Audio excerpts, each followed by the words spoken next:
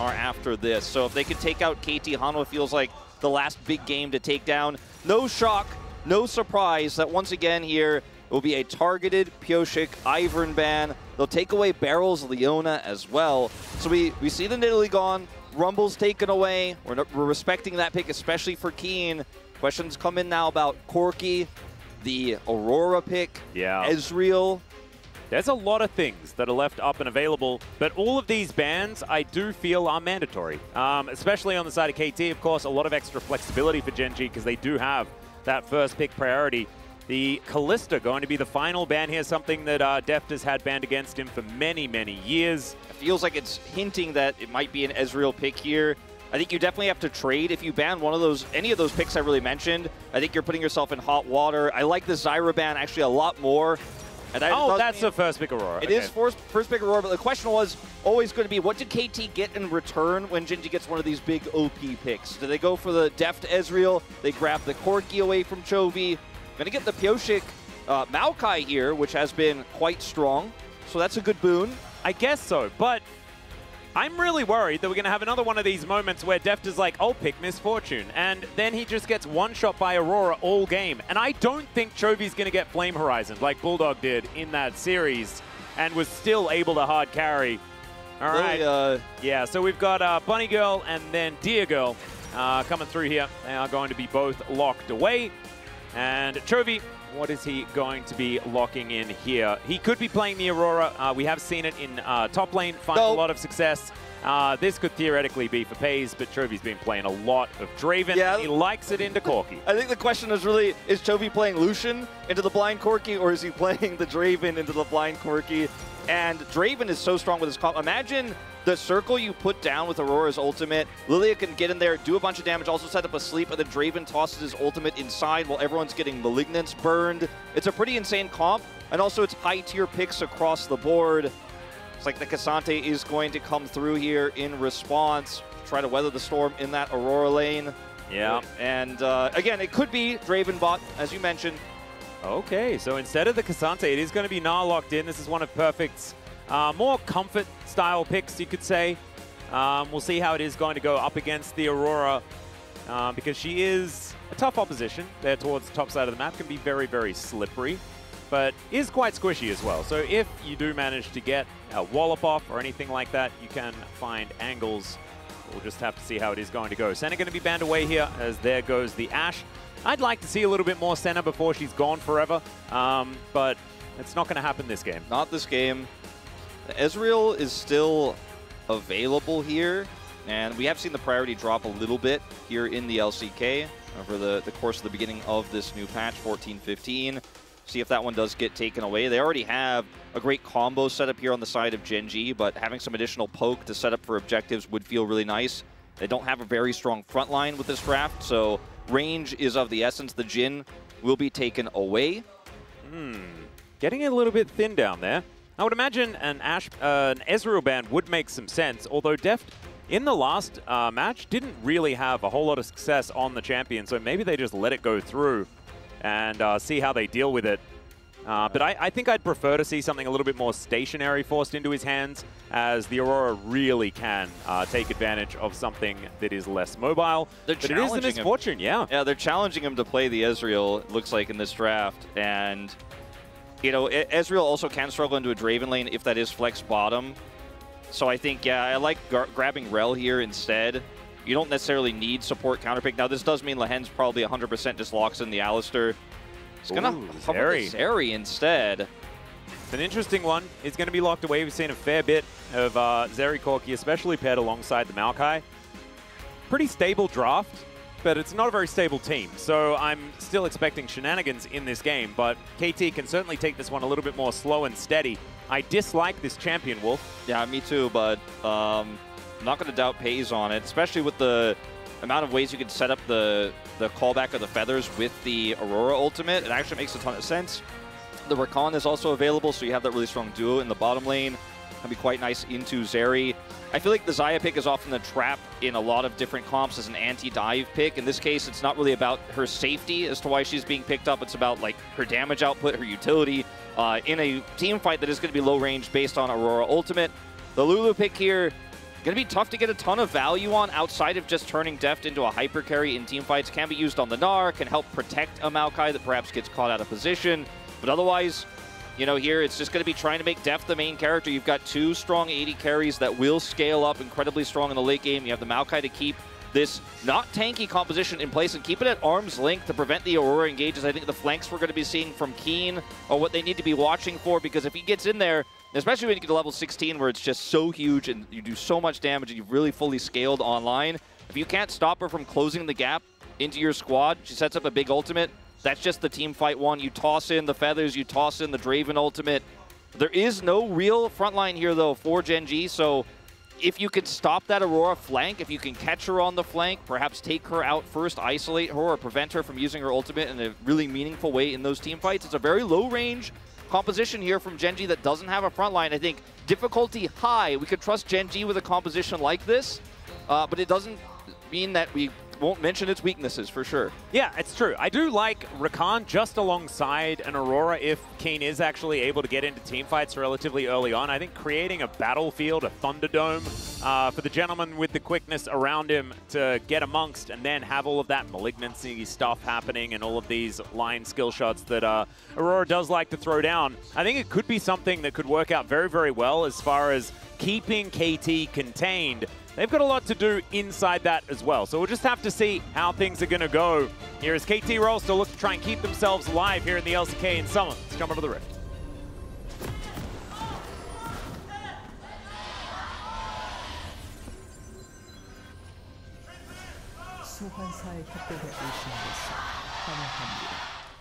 KT fans, you can always hear the desperation in the fan chants. And here we are onto the Rift to see whether their nightmares are true or whether once again the coin will rule them all. You know, Atlas, this is going to sound really stupid, but this KT Rollster roster reminds me so much of DRX 2022 in summer. And I know that's because... of course it does, yeah. I know it has a lot of the same players on it, but their playstyle, their lack of consistency, they're barely making it into playoffs potentially here, but that's not even guaranteed for them. The way in which they kind of got figured out, solved, I feel like, in the last few weeks, really reminds you of what DRX looked like right before they made that incredible run to Worlds, and then, of course, then winning Worlds, which was one of the craziest things that's ever happened in League of Legends esports history. And I mentioned it because you mentioned the fans being so desperate. It always feels like, is this the summer of KT? Is this the summer of KT? And, you know, once again, we're left wanting as Deft and Beryl... This should be a fair bit of power in the lane with the Lulu alongside the Zeri. Well, Hens and Pays, if they can get an early engage here to take control of the lane, things could become a problem. The W empowerment that you do get with the Rakan and the Xayah can't really give you a lot of power. You can see just going to be trading happily as Lahen's just biding his time, waiting for his moment. Yeah, if Deft and Beryl can weather the storm with this Lulu pick into this lane, it's going to be pretty huge. They didn't opt into the Cassante, into the Aurora top, which means that that's not a lane that necessarily ends up being disastrously. You know, going disastrously, that is to say, I'm not 100% well-versed on the Gnar versus Aurora matchup, but I do feel like it will favor Aurora early. Mid lane is, you know, don't look at that if you're a KT fan. That's just going to be one of the strongest counters into Corki that we have in the meta that Chovy is the best at. Yep, BDD is going to be having a rough time. But this bottom lane, really good control here from Beryl so far. Yep, being able to push them out. These glitter lances starting to hurt. And Beryl, when he is on a champion that can demand respect in a lane, he's often good at leveraging it. It's just junglers that seem to be his worst enemy. We'll see where Canyon's going to be. Right now, he is moving towards top side as the Aurora top debut is coming in. Of course, Bulldog debuted her in the mid lane against KT. And now KT, the lucky team, to be able to see how well Aurora's going to do on the top side of the map. Yeah. Most players saying that Aurora was going to be more viable in the top lane. And I think with the first pick here and how well GENG had clearly prepared a draft around this first pick, knowing they had the answer to the Corki coming over for KT, does feel like it's a pretty good angle for it. And we haven't seen it yet, just simply because it's been banned almost every game so far. Right now, Deft and Beryl doing a great job putting on a lot of pressure here onto this bottom side. And a lot of CS is going by the wayside here for Pays, unfortunately. Feeling the brunt of it. You can see 6 CS down. That's almost a wave. As BDD he doesn't even really know what a wave looks like because this one is something that he's not really able to contest. It's what we've seen from Chovy into Corki matchups, no matter who's piloting it. I don't think that this is a sign of, oh, BDD's not playing very well. This is just something that he has to accept. Yeah, this is what he has to accept. It's going to hurt, you know, his spikes later on because it's going to be significantly slower. We'll see what he buys on his first back. If he's going to get a call, just go straight into the tier. You know, he doesn't have a lot of money, doesn't have a lot of economy. He's just trying to manage these waves as best as he can. Canyon's also in the vicinity here, but won't make an impact in this lane. But because of the control of this wave, no vision here over to the Lilia. They have a ward, at least, on the Raptors, so we'll see him there. And, yeah, this is just Chovy's dominance in lane. And it's going to be the first back coming through for BDD. Yep.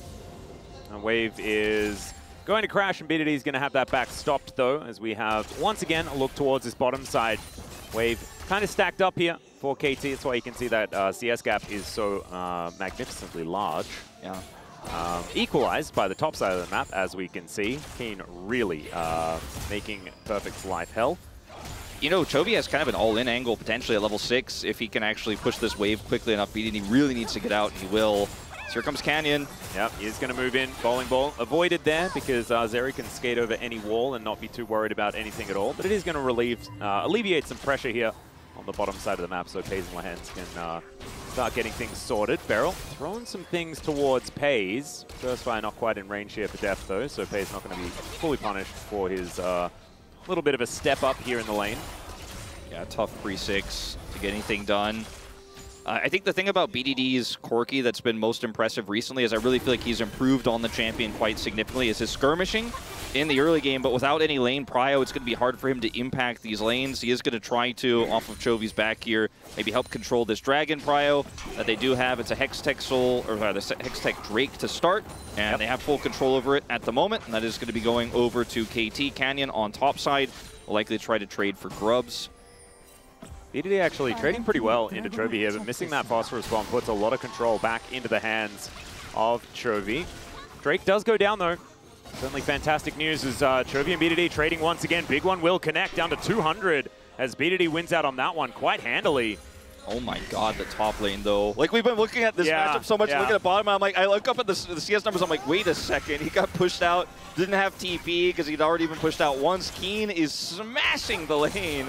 And so Perfect ahead. just flash. Yeah. So we're not entirely sure why that happened, but yeah. I just prefer if we never looked at it. It's not really Perfect having a very good time up here. It does show as Deft is able to dash away from Lahens' grand entrance. Beryl will turn up once again, give Deft a little bit of power here. And that's going to help him at least absorb a Blade Caller. Keen does. Pays going home. Yeah, Keen doesn't have TP either. We'll have to come back to lane here as quickly as he can without boots. Perfect Gnar down now, and Canyon has his ultimate. Don't think Perfect will be punished, but Pioshik is very far away and doesn't have 6. Perfect scanning here. There's a potential angle. Perhaps. He has no flash. Yeah, Canyon moving in. See whether they can take advantage of this mini Gnar. It does have hop, but yeah, I don't know about this one, as Canyon's just going to be moving in, looking for Pioshik, and she will discover him. There we go. Pioshik able to at least hold on to the big one, I'm pretty sure, as Twisted Advance pulls him over. BDD rotating up as Chovy is behind him. Presses W, able to get so many autos down. This vision is brilliant, as there's the Nature's Grasp. And Canyon gonna put them to sleep. The flash forward, but Perfect, I think, should be able to cut this one off. If he can pick up this kill, it would be gigantic. With the rest of GENG, they're coming over, and it's the big one that's able to take him down. BDD taking first blood. Insane greed from Canyon on the play. If Perfect makes a mistake, if he's very much going to step way too far forward there, you can set up a sleep, you can absolutely get that gank off, but going into the Krugs there, into a Maokai who's hitting 6, was super greedy considering that Chovy is going to have the fast track over on the Corki, or BDD rather, is going to have the fast track over on the Corki. Chovy did not have ult at the start of that exchange either. And this ends up being a huge win. BDD picks up the kill here in mid after staving off the lane pressure. He's still down 10 CS, but that's going to be thinned out here as this wave crashes. Bottom side going well for KT. They're up right now 600 gold. Atlas, I don't want, you know. Yeah, no, I'm not saying anything, Wolf. I refuse. This is precisely why I said at the beginning of the day that I would prefer it if I just wasn't here. because it's got me into trouble before. So right now, yes, you're right. Things are going relatively well for KT. Relatively good game state. That's as far as I'll go. Yep, I'm going to say that too. Outside of the top lane, which is still colossally in favor of Keen, although it has been shored up somewhat by Perfect. So to get things back. Let's have a look at it again. Yeah, so Draven doesn't have ult. Obviously, Corki can rotate over faster. He has Valkyrie. It's on his side of the map. And yes, Chovy can offer some damage here onto BDD, but just really nothing Canyon can do. Avoids the ultimate coming through here from Pyoshik, which is well placed to make sure the rest of GENG can't rotate over. Gets a flash out of him. The sleep buys time, but ultimately he knows he's dead. Good call from BDD to go over here and chase down and make sure they can secure the kill here. Perfect as well, putting in some extra autos. Keen and Chovy close to being able to get something done there, but ultimately are unable to do so. Yep, doesn't quite work out, as Extendo Beam going to be blocked there by Lehens, and Static Shift now completed for Deft as well. That's a completed item versus just a BF sword and a longsword here for Pays, so a lot of extra power for KT towards his bottom side that they were already leveraging, even though they didn't quite have this level of item advantage. This could be a little bit of dire straits. However, there is a mini wave that's just disintegrated. So Mark Knopfler not necessary at this point in time. That's Perfect not going to be sleepy right now. Does just want to go home. The dot was being annoying for a little bit. Yeah, I just got his teleport unleashed. We'll be able to get back to the lane, no problem. But a little bit annoying for that back to be stopped. We'll just go straight back to the wave. And here's the double down tactic coming on through. We're looking for a bit of a dive as Pyoshik just moving on in. Taking the easy route, and there is the Nature's Grasp. They get behind Pays because he's the one with the cleanse. Lehens is still going to get stunned up. Extendo Beam does a fair bit of work as now Pyoshik holding onto the wave. There's the ulti. They look to take down Lehens first, and they'll successfully do so. Turret was tanked by Pyoshik. He had a wild growth, and now they might even look for more as Pays just going to get destroyed. Twisted advance for a last hit. That's a cool way to do it. 6 scrubs will be the trade, but I think the KT are okay with it. Yeah, and it's not a massive side laning composition here for GENG. Obviously, 6 scrubs is going to be really strong whenever you get any alone time with a turret, especially with a champion like a Draven. But they identify... Oh dear, that was not where Keen wanted to go. As Perfect just going to throw him back. We'll see whether the mini-nut can get this one done, as Keen's going to have to flash. Perfect flashes into the brush. Q is going to miss as a result. He bounces back though, and he's going low. They're both going low. The boomerang comes in, and it's Keen that locks it up with a return Q. Oh, look at Perfect's reaction on the player cam. He knows he messed that one up. He flashed forward, misses the boomerang, and I think there was some messing up on both sides of that one, Wolf. Yeah. When you get the flash out of Keen, I think in this moment you have to just take it and be happy with it, and then he decided he wanted to get the kill. If he gets that kill, it's amazing for him. It completely changes how the lane's going to be played out, gets that huge injection of gold, denies a ton of farm, but instead, he's going to get taken out instead, uses his flash in return and still dies, and it's such a frustrating situation because Aurora is so mobile. You know, she uses her W, she goes around that alcove, and you're just trying to chase her down. Unfortunately, despite Keen's mistake, he does not fall. We'll talk about that in a moment, as this is just really good usage of the wild growth here on the engage. Big Extendo Beam connecting here, and Pays and Lehens just not much they could do. The charm comes through onto a single target, does not deny, of course, Deft's ability to follow up with the damage. And the Pays is just left out to dry here. Lilia, as you mentioned, is doing the Grubs top side, so not able to help out. And Keen goes in by mistake with the weirding here, misplaces it, and then Perfect goes for the punish. Let's watch his first-person view and see what he has to say. Like the flash, knows that he then has to make sure he doesn't get hit by a flash boomerang. But I think it's just the amount of consistent damage that you have with this champion. Oh, yeah. With the passive, with the autos, yeah, you can see the frustration. Like with the autos, it really does stack up, and then the weirding, even though it was almost his demise, actually helps him get just that additional distance away. Perfect misses both boomerangs, and yeah, that's a rough one. Didn't have vision in those brushes. Yeah. Doesn't quite work out here. Perfect now with the the Mercury Treads. And Keen actually said, oh, I made a mistake, but I got him. That was the exact response. I need to say thank you for the translation there. But, yeah, could have been better for Keen, as he didn't really want to bounce backwards into a turret. It's probably not necessarily it, but still.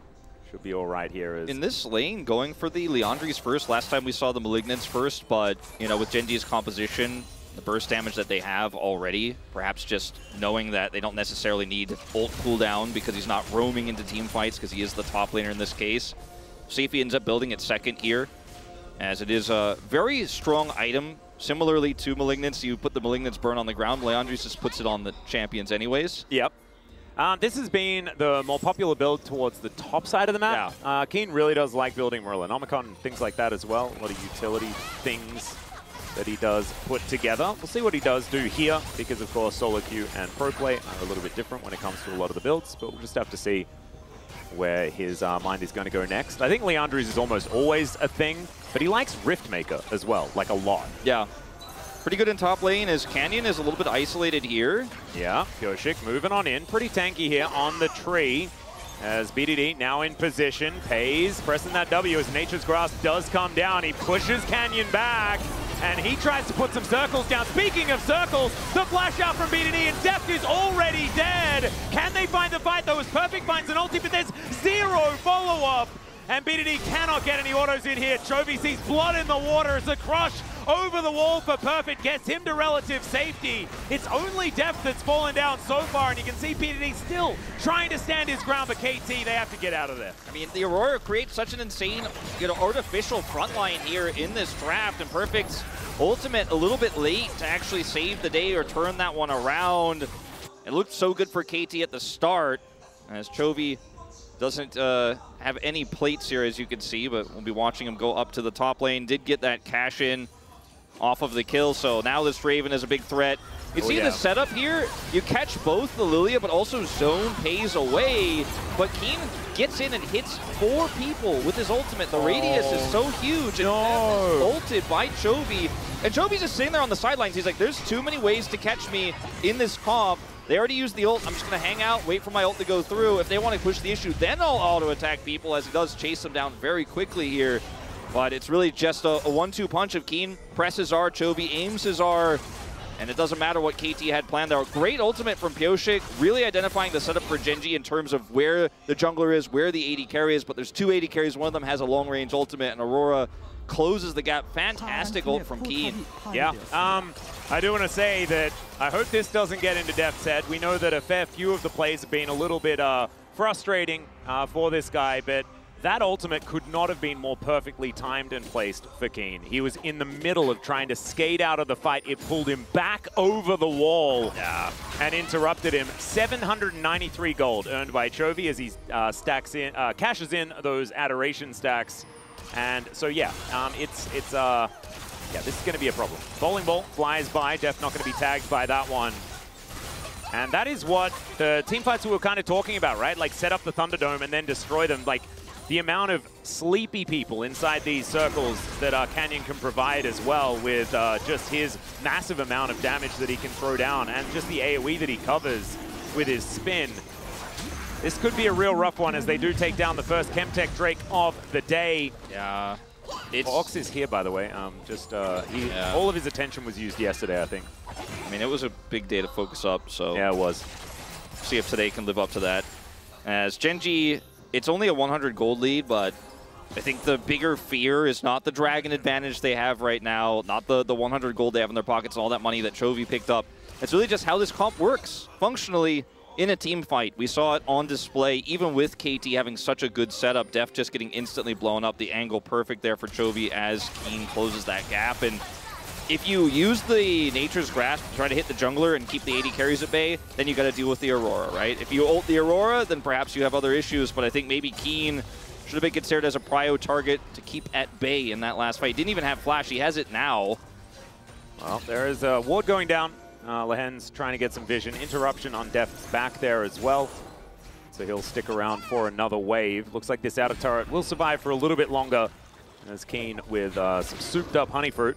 We'll find Perfect once again. Pyoshik in good position here to go for a bit of a counter.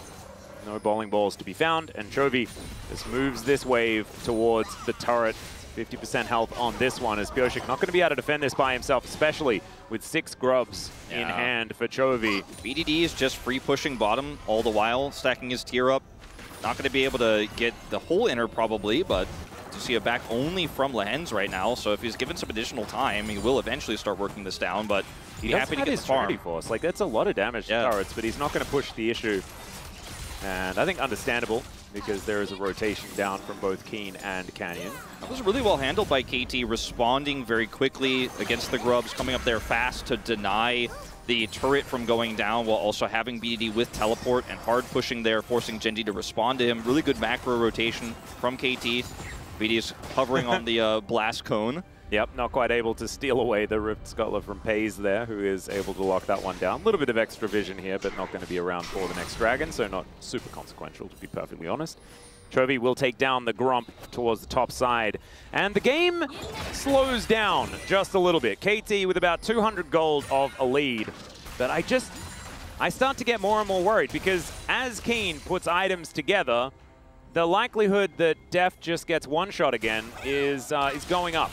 And that's what makes me very, very worried, because they are going to be reliant on this guy. They always are. But he's playing Zeri this time as well. There's a Lulu, you know, this is one of these hyper carry compositions. And yes, there's a Corki there for backup, but I just don't know whether that is going to be enough if Deft is going to blow up at the beginning of every single fight. Yeah, I think if you can stop Keen's flanks or stop Keen from getting in, then you can kind of front to back these fights with the Narbar. But that, again, relies on your Narbar being set at the exact right time as well. So it's very tricky what KT have to pull off. I think this comp can work. But if GENG get big Aurora ultimates from Keen every time, that massive radius, then they have that, you know, artificial front line, and it works well for them. And then eventually, you know, Chovy finds the angle for his ultimate or hits an auto or two, and then bam, that's your Zeri gone. If you lose either your Zeri or your Corki, you just don't have enough damage to compete with this comp. It's so high damage. It's perfect. He's kind of looking for an angle here. We'll find a big hyper proc onto Keen, who's just getting run down for now. Q will connect, though, and there's the burn from Leandri. He's doing some work. On a control ward here, Keen will be able to remove that one, but good to see that Perfect is still playing with confidence, despite the fact that things went so poorly in the early game. Just knowing that find the angles. He's a real top laner, and if she uses a rotation of spells on a minion wave, that he is going to auto her down. He has a Triforce, so damage needs to be respected, and Keen does. Okay, Keen for that angle. Deft, he knows about that one, especially here in the mid lane at about that position. That was where Bulldog did the jump scare previously. So they're not going to get caught out for that one, but you can see the GENG able to get a bit of a shove towards this turret. 6 grubs barely needed here, as 4 members of GENG will be enough. Yeah. Chovy side laning against BDD here as well with no help. He will be able to put some additional pressure on the turret. They don't have enough vision of, you know, where Koshik might be lurking to actually try to go for that.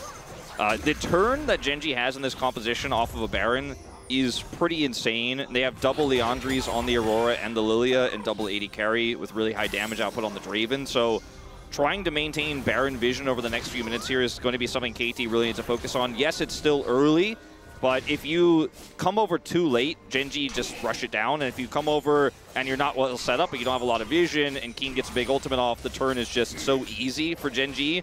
And that's the next worry that KT has to have in the back of their minds. They will be able to group up here faster on the bottom side of the map now and start up this dragon, but even that's not a guarantee. Yep, you can see Chovy just probably not going to move down. He is going to teleport, though, as we can see. So I'm a little bit caught. That's going to be BDD finding some rocket damage, though, onto Lehens. They're going to fight for this Drake. I thought maybe they just give it up, but no, Perfect now looking for his angle. Keen on a good one as well. Perfect still trying to find that flank as the Sapling's doing a lot of work. That's going to be Pioshik blocking down the Dragon. Canyon's in trouble. He goes golden, though. The Whirling Death flies in, and there is the circle. That's Deft picking up the first one, and he gets over the wall. Taken down is Beryl, though, and there go the rest of the dominoes. Pays now relatively low, but Deft by himself is not going to be able to get anything done here. Over the wall, and Pays could be in trouble here. Deft going down very, very low, but I think Chovy's going to be here, and his ex-teammate's just going to cash in. Yeah, the problem is, you know, Chovy is the one who gets the kill. You live long enough, you wanted to maybe get that kill onto the Rakan, but instead you ended up giving another Draven cash in. Smaller than the last, but still massive, and there was really a Chovy win in this fight as Canyon kind of baits them in this one. He has the stopwatch, so actually can survive here. Perfect's on the side of the fight trying to get Narbar, doesn't get it in time. Look at this massive ultimate here for Chovy. Keen sets up the ultimate, and then the Rakan follow-up from Lehens is just beautiful. only GENG, I feel, could turn a team fight like this so beautifully off of just one Zhonya's there coming through. Really a Seeker's Arm Guard, I believe it was at the time, for the Lilia. And then Deft, really fancy footwork here, gets over the wall, but then ends up being shut down by Chovy here. So that's 487 in his pocket. But again, no real frontline in this comp. They just used their CC as the frontline. And man, GENG, that was a beautiful fight. Great attempt again by KT, just like the Grub fight earlier on. But it's not enough. Doesn't quite work out. I think if this game was allowed to go until like 40 minutes or something like that, then maybe Pyosik becomes a big enough tank. You saw in that fight, you know, it was difficult for Canyon to sort of stand his ground, but utilization of that arm guard, like you were saying, really, really nice. And Keen has adapted the build a little bit here, has put in the Malignance as item number 2. So very similar to what we saw last time around. I think it was Malignant's first item for Bulldog. Yeah, this time just throw it in as the second one. And this turret is well and truly going to go down. No Barons taken just yet. That one's still up. So KT not needing to worry as much about these, you know, game-ending pushes coming through just yet. But it is feeling like they're starting to circle the drain. Yeah, the Malignant's damage, you know, applying Leandri's as well with the ultimate in those fights means that basically everyone loses a third. It's like a Karthus ult in there, basically. Yeah. And then, or like a Rumble Equalizer that's in a big circle. And then you have all of that damage plus the ability haste on her ultimate. So her ultimate is up all the time. You know, you can get a pick before a dragon and then use it on the dragon fight. You could just, okay, well. Yep, there's that circle that you were talking about. Beryl is going to flash out of it as Pyosik throws down the ulti. Wild Growth comes in there as well. And he does soak a lot. Both him and Beryl are going to need to go back home. And that means that GENG could have an opportunity here. They have lots of damage, as you mentioned before, Wolf. Yeah, and look at that ultimate on Keen, by the way. Like, it's not going to be up for this contest, but I don't think KT have the health bars to make this work. They're going to pull GENG off the Baron. Yeah, Beryl actually still just wandering around with 200 health here, making everyone very, very nervous. Bowling ball, not going to connect onto Beryl, who was the preferred target. And dissuaded from the Baron for now are GENG. Please go home, Beryl. I'm just, I'm getting a little bit worried. Yeah, Chovy also still oldest. Okay, look at Keen's ultimate, though. It gets almost back up. Yeah. This is actually insane. This is one of the crazier parts of Aurora, too, is her normal ult cooldown base is pretty low, and then you add the Malignance on top of it. The damage is great, but the ability to use it kind of on command non-stop is just crazy. And you know, he just goes straight back to the side lane. The Leandri's just going to help his already pretty decent wave clear here. They put the threat on, they set up control wards, and again, KT, they stopped the Baron, but that's basically one step forward, 2 steps backwards here as GENG can just start this up again. This time they have the turn. This time they have a good set. They look for a pick to start it. Now they can turn with Keen's ultimate back online. Yeah, Perfect looking to stack up some Naba here with the Baron. They can even see it. It's going down so extraordinarily quickly. Deft, he's not going to be able to do anything. Pyosik was nowhere near. They're going to look for a fight instead. The circle goes down one more time, and Pyosik is just melting. A tank? I don't think so. That is just more money for Chovy as Perfect is jumping out of there. Pay's going down low, but he's got the Feather Storm. Deft still looking to try and fight this one, but it is Beryl falling down. Deft now flashing away from Lehens, and he will at least be able to escape for the moment. BDD, very large health bar, as Canyon once again just going to utilize that stasis beautifully. And GENG now with Baron in hand are looking to push it even further. Yeah, I mean, it's 27 minutes in. Long respawn timer on BDD. They may just end here. I think they have a pretty good chance. TP to mid, and that is it. You just win one team fight. Keen's second ultimate there. He gets it back online. Everybody dies, and they do back away. Even though BDD isn't up, Pyosik's coming back up. Doesn't have his ultimate, but they want to play this one safe. I think that was definitely an angle to potentially push further, because in the extended fight, King gets his ultimate again. Yeah. But again, they want to cross their T's and dot their I's. 15 seconds on that ultimate. He could use it on the turn on this dragon if KT want to contest. This Aurora champion seems pretty good, Atlas. Yeah, and KT are just a sacrificial lamb. They're the team that has to demonstrate to all of us that Aurora is broken no matter which lane you put her in. And we need to keep it banned forever. Look at how Keen uses the weirding to push himself away from Pyosik, then W out to make sure he can just guarantee he's not going to be caught by this Maokai. Really good positioning there. Sets up the ultimate. Perfect. Incredibly low. No way you can do this, and then Keen just bursts down the Lulu. Yeah. And, yeah, I mean, this one's pretty self-explanatory. Unfortunately, KT just don't have the tools. If that Maokai ultimate doesn't catch the Aurora, And he just weirds him again. That ability name is pretty it's pretty strange, but I'm kind of getting into it. Ooh, BDD actually. Never mind. He's dead. Get weirded. Yeah, he got a little bit. Things went weird. They certainly did, and he is most definitely across the veil now. Why would you play Victor when you could just play this? Yeah. All right, GENG going. Well, I mean, no one plays Victor, so I think it's fine. He might get some quality of life buffs, though. Arcane incoming. Arcane Season 2. Let's see whether Aurora makes it into that show, because right now she's looking strong enough to get there. As first, Nexus turret going low, but in goes Pioshik into the backline. My God, he went on a journey. Chovy's in a whole host of trouble, but not as much as the trouble that KT are in. The Wild Growth on Deft does absolutely nothing, and it's Keen that's going to lock him down. Nexus is to follow, and just before 30 minutes, GENG will dispatch KT. Pretty close start to the game. You know, I will give Beatdown credit for recovery in lane. The punish on Canyon on the top side was good. You know, Perfect had an opportunity there with Keen making one mistake, but wasn't able to capitalize. Bottom lane was also great. But GENG's coordination, their team fighting, they looked like they were like, okay, I know exactly what I want to do if we get the first pick Aurora. They left it open. They want Corki instead. We have Chovy. We could play Draven.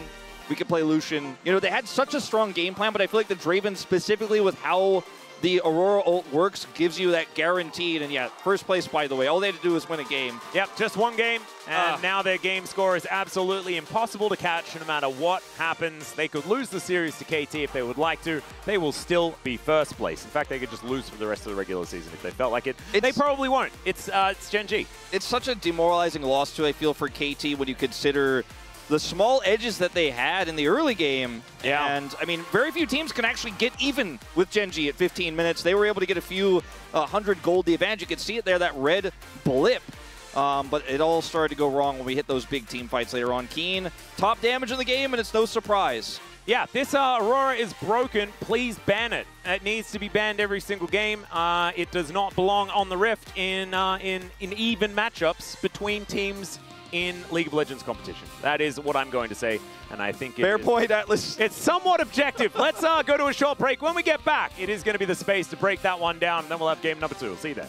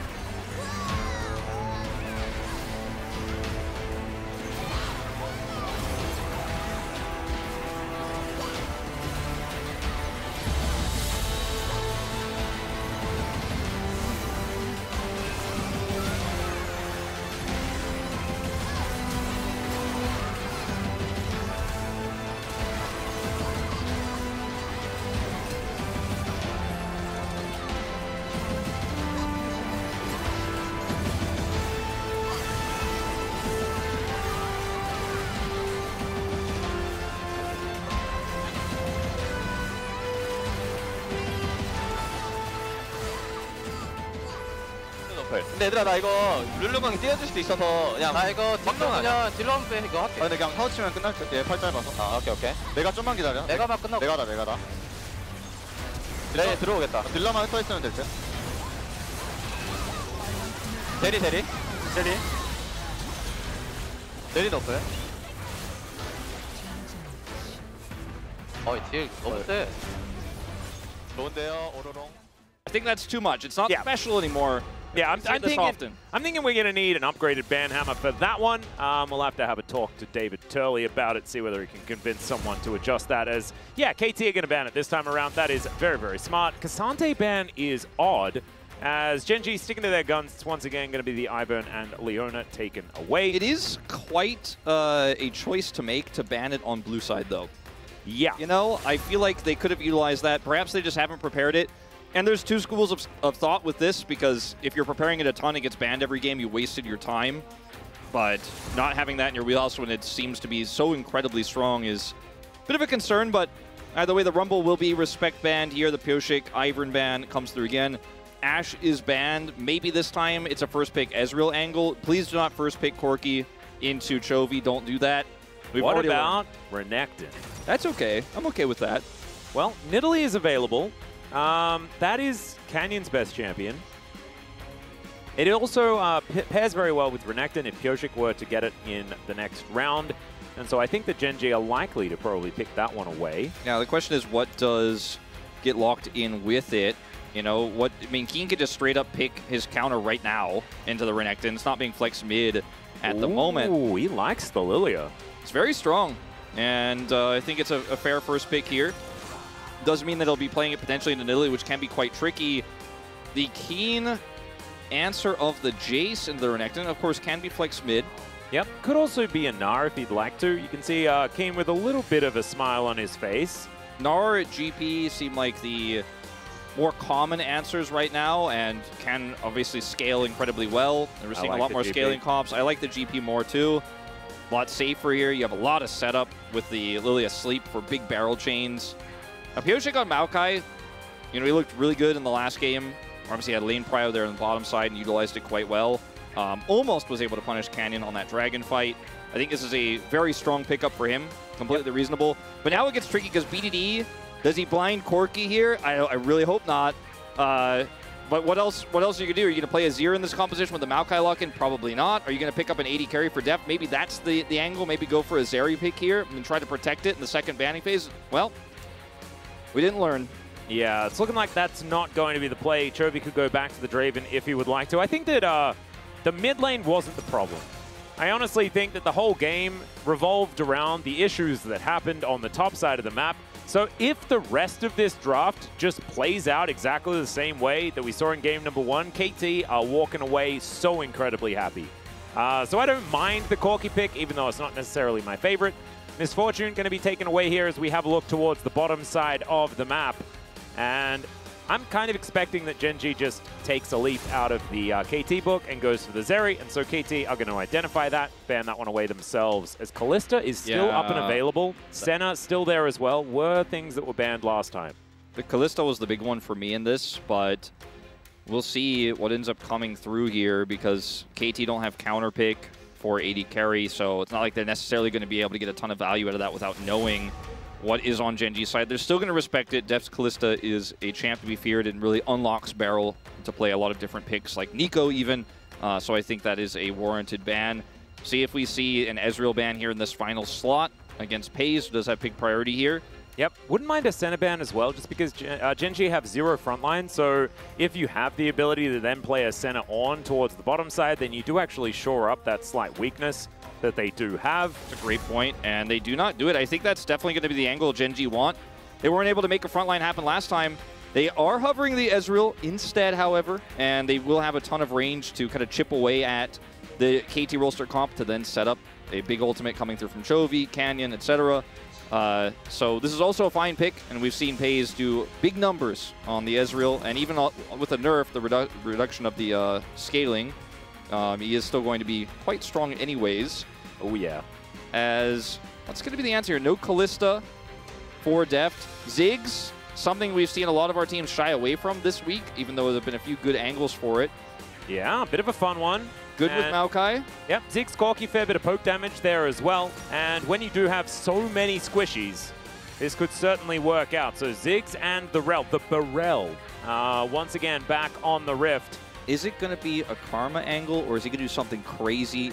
He's going to just play Yuumi. I mean, he could play Yuumi, but he's just going to play Blitzcrank or Nautilus, or, you know, I don't think Nautilus is that crazy, but it isn't going to do a whole lot for you in terms of being able to handle the lane pressure. Certainly can be good to stop dives. Pyoshik wants to play through bottom lane and try to get Deft ahead, get the plate gold. It's very difficult to dive a Nautilus Ezreal because Ezreal has his Arcane Shift, and the Nautilus is passive where you can root people as they try to go into the turret and hook them and just make the turret be the defense. Makes it quite challenging for something like a Maokai to successfully get those kills and then get the Ziggs ahead. So I think the pick is, you know, it has its strengths and weaknesses. Top side, I feel like Perfect really needs to perform here. It's a matchup that's going to be tough into Keen. We can get a lead as Renekton. It has been one of our matchups where a lot of you know, weaker teams have been able to win, I feel, with Renekton against other teams with weaker GPs. I think that's why we're not seeing as much GP by East side teams. West side teams are so good at GP that, you know, they end up weathering the first few levels. Barrels start to scale up. You get your Sheen, and then actually start to win the matchup. It's very scary. I think Perfect might have an angle. There's the Cass sponsorship. Is she actually going to... It says she's down in it. Yeah, it says if Keen's POGM one-shot in the Cass, and she did it! One-shot it. Yeah. Nice. Thank you, Cass, as well, for the sponsorship. Excellent. Fantastic stuff. We're just...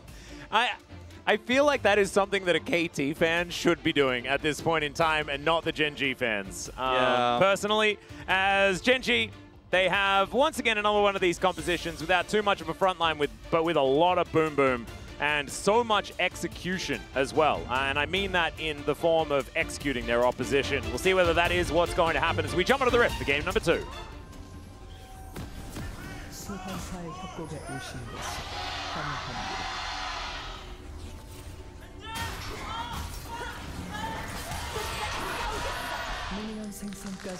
All right. Beryl already taking a little bit of damage here as we tick over to about a minute in the game. That's a good start. As Canyon also going to get hit by a Brambly Smash. Not too bad. Wizard Deft. I do kind of like that skin. I think that Pool Party is probably the greatest, one of the best skins in the game. But this little like wizardy one is kind of cool too. I mean, I think Ziggs has a lot of good skins. Yeah, he does actually. The wizard one is one of my favorites. Oh, Chovy. Gonna find BDD here. And yeah, the spinning axe just does a lot of damage. Yeah, he just has better base attack than you and more health than you. And press the attack as well is a little bit unfair. Really trying to look for a punish here, but I don't think anything is going to happen. Yeah. Lehen's out of vision for now, actually considering trying to get a very early flash out of BDD. You don't quite know what's going on. The mystery that Jonah Strong provides. Absolutely beautiful. But you can see BDD able to utilize the Phosphorus Bomb quite nicely. Well, you know, Nautilus is going to offer less than 0 in, at level 1 probably into this comp down here on the bottom side. So I get that, you know, give Pace some extra XP. Yeah. And see if you can catch a whoopsie. Not going to happen, but Deft's first Ziggs game of the season. He's played it in the past. I feel like it's a pick that he's gone to in a lot of these types of scenarios where he wants to win lane, but hasn't always found that success with this pick. I personally don't really associate him with great success on it, but strong for the comp. Perfect's doing the thing. Yeah, slice and dice and acting all cool. But Keen is just going to be able to walk it off, at least for the moment. A lot of value for the Renekton thus far, though. Certainly good there. And he can go low because he does have the Culbermy to get him his health bar back. Fury now going to be built up again, not hit by the barrel. And things going okay. And tell you what, there's one thing that's impressed me about Perfect, and that has been his mental fortitude. Absolutely. You know, he has been down but never out, I feel like, in so many games. You know, that first Udyr game so long ago where he's like 0-7, but kept it together, made some big plays. Huh. Great. That's okay. That's a direction a hook could go. I mean, look, just because he missed the hook doesn't mean we have to put these stats up. Okay. They're not great stats, though. We saw Moham actually, you know, playing yesterday for the first time in the LCK. It was actually great to see him. He had a decent game on it, but it didn't quite work out. As now Beryl comes in, and Chovy, he might just be dead.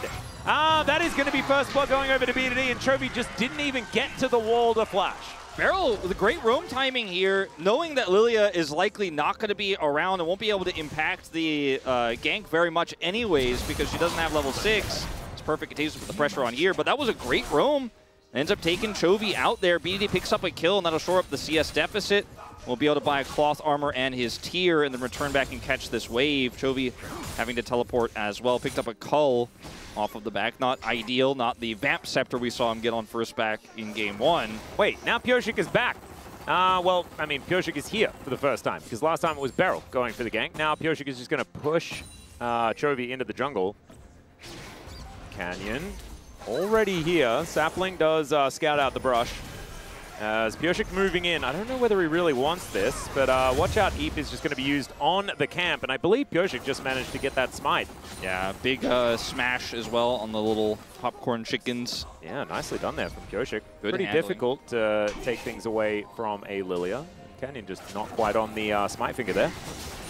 -1. Yeah, Chovy not actually able to get that. Did cost BDD a large amount of his health bar, but leveling up helped him out there. Yeah, BDD also missing his cannon as it's a high-action game. It is. Nice satchel there to come through from Def. Every time I say satchel, it reminds me of Tangled. Yeah, yeah, the movie. Yeah, they're always talking about satchel. Oh, Keen! It's possibly solo kill time for Perfect. Instead, he backs away, identifies that there is a flash, and he's not going to go too far. That baited him in last time. The young man is learning. Yeah, I think if he had his Q back up, he definitely would have tried to force the issue, but didn't have it. As this is going all the way back to Barrel's level 2 roam. They have Plyo bottom side here, and he just goes straight up and takes Chovy out. BDD will secure the kill here. The Ignite doesn't steal it away. BDD's super hyped about it. Thank you. And you just love it when BDD smiles. It is just a fantastic thing. Man has been through a lot throughout his time in the LCK. Just love the family vibes of, you know, these ex-DRX members plus BDD, you know. Yeah. Perfect coming up as the rookie. It's just a team that's really hard to root against, you know? And it kind of always has been, but this roster in particular really feels that way. As Deft has equalized, yes, you know, he did end up finding himself with a small deficit because of Barrel's roams, but now equalized that. Hasn't really been able to put any pressure on the turret, and Pyosik hasn't been going down for dives or anything like that because he's been putting fires out elsewhere. This is going to be the first dragon taken here by GENG with some of FaZe's help. Certainly some good attention being paid here by Orcs as well to make sure that we do get the Chemtech Drake first. Getting that out of the way. Yeah, love to see it. That's going to be some grubs taken here as well in response. So as the dragon goes down, Pyosik is going to be taking these. And so pretty even trade when it comes to these global objectives. Barrel spotting some things out. Understands that he isn't seen here by Canyon, who is going to get stunned up, but not able to walk through the Hextech minefield. Lahen's going to do that, though, because now Canyon lit on fire. BDD comes down. The satchel is gorgeous. Chovy's coming in, but they're looking to try and close in on the Lilia. Hook going to connect onto Deft, but the follow-up is not there. And now Pyosik is going to turn up. It's a double for BDD. And oh, KT, stop it! Triple for BDD. This is what I was talking about with BDD's early quirky skirmishes. And this time he just kind of cleaned up the kills, but the big overextension from GENG is punished. Fantastic ultimate from Pyosik. The satchel charge from Deft was basically perfect. He did it without ultimate. He's sitting on level 5. Oh, slice and dice, and now Perfect is going for it once again. Dominus is ticking onto Keen. But one more time, Perfect says, I will allow you to live. Yeah, did have the sheen Keen does here, but still just really tough with that extra health from the ultimate to do anything back there. Perfect sets up the stun really nicely, has his Fury back here as well, so he can just clear this wave. Canyon doesn't have ult, so I don't think he's really going to be able to impact this play, but it's good that the observers show that he is nearby. Had Perfect gone for an overextension. Well, speaking of... Yeah, underneath the turret now is Perfect. He does clear out the wave as the bowling ball goes wide, and Canyon realizes that without the sleep, not going to be able to hold the Renekton in place. Man, KT fans giving Perfect a big standing ovation, it feels like, here in the arena after that one, is Canyon kind of greedy here, just like we saw in the previous game, except this time on the bottom side of the map. Gets caught here by Barrel. Lahen's is trying to keep Deft at bay, but he's zigged, so rooting that guy and trying to CC him isn't going to really lower his impact. It's really Corki that rotates over. That's a big issue. Deft flashes very late here, is able to avoid the ultimate from Chovy, which is massive, so he doesn't go down. No cash in, and Lahen's is left out to dry. Great skirmish there. 4 kills now on BDD's Corki. He is insanely big. I'm hyped about it. And his satchel sets it all up. That's a real happy day. Look at Harai. Harai is like, it's not even happiness. He is just relieved. He's like, oh God, I've seen them do this in scrims all the time. Like, what the heck? You can imagine that there is a fair bit of relief. It shouldn't be coming in yet, right? Yes, they have a 2,000 gold lead at 9 minutes. That's very large for this time in the game. I don't care. They need to kill a Nexus, and we haven't seen that for quite some time from KT. Yeah, I mean, BDD Doesn't end up getting a CS lead here, but the fact that he has the plated steel caps here means that Chovy can't trade back as much damage. His Vamp Scepter was late. The call is still a ways away, so the Corki taking control of this matchup this early and getting plate gold as well means that Chovy, now also losing Adoration stacks a second time, is really going to be behind the curve as where he'd like to be. GENG still have an incredibly strong scaling composition, though. The Lilia does a ton of damage. The GP is going to be massive later. Is significantly down on farm now, but will scale up. The Ezreal also will do more damage in the longer team fight than Ziggs' burst damage. Oh, okay. Lehen's coming in, but BDD with his Valkyrie is going to be able to create enough distance, and even without flash, I think BDD very capable of putting on a lot of pressure. If this back does come through, it could just be Trinity Force already done at around 10 minutes into this game. It's crazy, but I think you might be right. Yeah, boots too already, and the added premium on those, certainly good news. But BDD not going to be able to go back just yet. Chovy is going to ult the wave, and teleports will be unleashed. So is Lehens. He is just refusing to be in the bottom lane. It is Ezreal versus Ziggs. And I guess Beryl is back, but I think he's only been there for like a few seconds to try and get himself a Magnet Storm, and he is successfully able to do that. Perfect. Once again, going to get some oranges out of Keen. Conqueror procced, slicing and dicing, and Keen is just chilling. Has his Fury perfectly set to get the Empower there as he goes in with the Slice and Dice. Doesn't need to use his ultimate. Trading incredibly well now. Pioshik up here looking for some more grubs. Yeah. And man, Perfect is playing this really well. This is what I was looking for. You know, I feel like this is one of the huge parts of the success here of KT is GENG don't have this pressure point topside. They're not going to be able to punish this Renekton. Ooh, not able to actually stop that barrel. I think that would have been a Demolish proc. That would have been another plate. That had happened instead. Going to lose out on the trade, in fact, as Beryl going to get hit by the bowling ball. That's going to be 6 grubs going over to KT. No one's going to be able to stop Pioshik from doing that. And I think a lot of this is courtesy of A, good laning from Perfect, but B, there is a giga-fed Corki in the mid lane. Yeah, I'm kind of losing it because KT have a big lead, and I don't know what it means. Well, yeah, I just don't. I'm not ready to say that this is a great position. I mean, obviously, in terms of the gold, it is, but the scaling issue is still there. I think the Ziggs is going to scale pretty well. The Corki is accelerated and obviously has a pretty great late game as well. Speaking of, Lehen's nearby. Yeah, BDD actually not quite winning in this trade. Does finally pick it up as the bowling ball goes wide. Beryl and Pioshik in position. And that is a twisted advance to go in on this one. Magnet Storm connecting onto 2. The Nature's Grasp as well holds them in place. The flash forward, the shutdown gold is on the table, and the watch out heap is going to seal it. They shut down the Corki, and Beryl is going to fall down as well, as GENG will let Pioshik live for now, but 2 kills off the back of that one, and GENG are on the board. It looked so good for KT at the start of the fight. You know, BDD has Prio. Chovy can't join the fight. Not going to be able to offer any autos in there.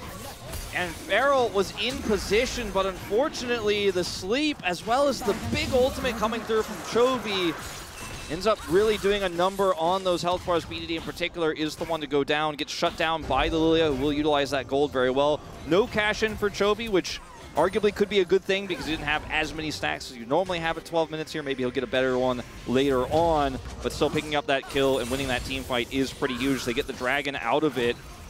Yeah, still going to be able to get another plate here, especially with the help of all of the grubs that they've been able to pick up. So BDD gets back, purchases the Trinity Force, and now he's going to be a whole lot stronger because I believe he didn't have it in this fight. As we have a look at it one more time. Yeah, he did not have it. We thought maybe he'd buy it on the last back, but he wasn't quite able to. Let's have it now. As you can see, great knock up here from Lehen's. He does die for it, though, but the sleep is going to be massive. GENG end up winning this fight. Pays also shows up and cleans up house. Pioshik will be able to get out with his life, but still massive here for GENG. And this game and the lead that KT has, the turret does go down. They still have a lead. But you can see how GENG are so punishing. If you think you have an angle, but GENG are actually just a little bit more ready than you. They're a little bit more clutch than you. And these moments is really reminiscent of the lead that T1 had over GENG in game 1. Then a few mistakes come through, GENG punish you super hard, and what looked like a done deal is definitely not. With KT, none of us believed for a second it was a done deal. But, you know, the lead is still there. It is. And this is a much better looking game too this time around as well, as Canyon coming on in looking for Perfect, whose Dominus is on cooldown. He's going to flash. We'll see whether the slice is going to be back up, and it looks like it's not going to be. He does get the W off onto Keen. Slices around a little bit, but that is still going to be the kill going over to GENG. And now Keen on this gangplank, 1-0-2. Yeah, a little bit optimistic. I think the flash back in to look for a little bit of healing there. Probably would have wanted to hold on to that one, but end of the day, still will go down. Def's going to pick up some of this farm, so yep, nice. Small victories. I think Deft as well wasn't quite in range of a Mega Inferno Bomb in that last exchange around the mid lane, which is kind of mind-blowing just because of the massive range on that one. But otherwise, I think he probably would have used it. Yeah, I mean, with the low health bars there, might have been able to even pick up a double off of that at the end. We'll see in the replay just how close he was, because they were fighting towards the top part of the top lane, like in the alcove for a lot of that. But the flash, you know, coming back in and pulling them there might have been in range. We'll see when we get into the replay, but yeah, you got Lehens just bodyguard for Chovy here as Perfect is going to move in. Yeah, it could be Dove once again. Avoids the hook and now just wants to clear out the minion wave. He's going to be successful in that, but I don't know whether he's going to be able to keep himself alive. That's the cash in for Chovy. And Perfect, after navigating the early game so well, just dying twice in a row, it will be that we'll get another charge to come through from the Rift Herald towards his top side. And with 6 grubs, I think this Cannon Barrage isn't going to be enough to be able to stop this, as BDD tanks up the turret for a very long time, but there's another minion wave coming in. Keen going to get pushed back. The crash down is going to get the flash out of Keen, who's slowed down by the Bramble Smash. Hook is going to go wide, and in a turret in trade for a Crocodile. You take that. Yeah, very deftly played though by Keen. Like, he is able to avoid all of that. There's so much CC. Pioshik trying to catch him with the ultimate there, but he's just got such good spacing. He just is able to survive. Could have been much worse if he also goes down there in the top side, but it's definitely a big trade up. And the Renekton buying enough time there on the bottom side. So go back to this moment long ago. Let's look at Deft. He's going up the river. And I think, yeah, if he continues to go up here, I think he would have been in range. Yeah, it's like almost an angle. Yeah. But he sort of knew that Perfect was dead. Yeah. And I think having it for the wave is probably a good thing if they were considering pushing further forward. But this was just a little bit unfortunate. Perfect did get the wave, I guess. Yeah, it was a slice and dice back in, by the way. I misread that as a flash for some reason. So that's better. Yeah, yeah. He already used that one to get out of the way. Yeah, flash or at the initial part of the play. Either way, you know, if he was able to get 2 kills there, would have felt amazing. But it's not. Bomb into the fight. Perhaps just still a little bit out of range. Maybe our Ziggs experts on the desk will tell us. Our Ziggs experts don't really want to talk about Deft right now because he built an Archangel staff. Yeah, and he also... We're not a fan of that. Didn't get plates, they didn't lane swap, they didn't play through him at all.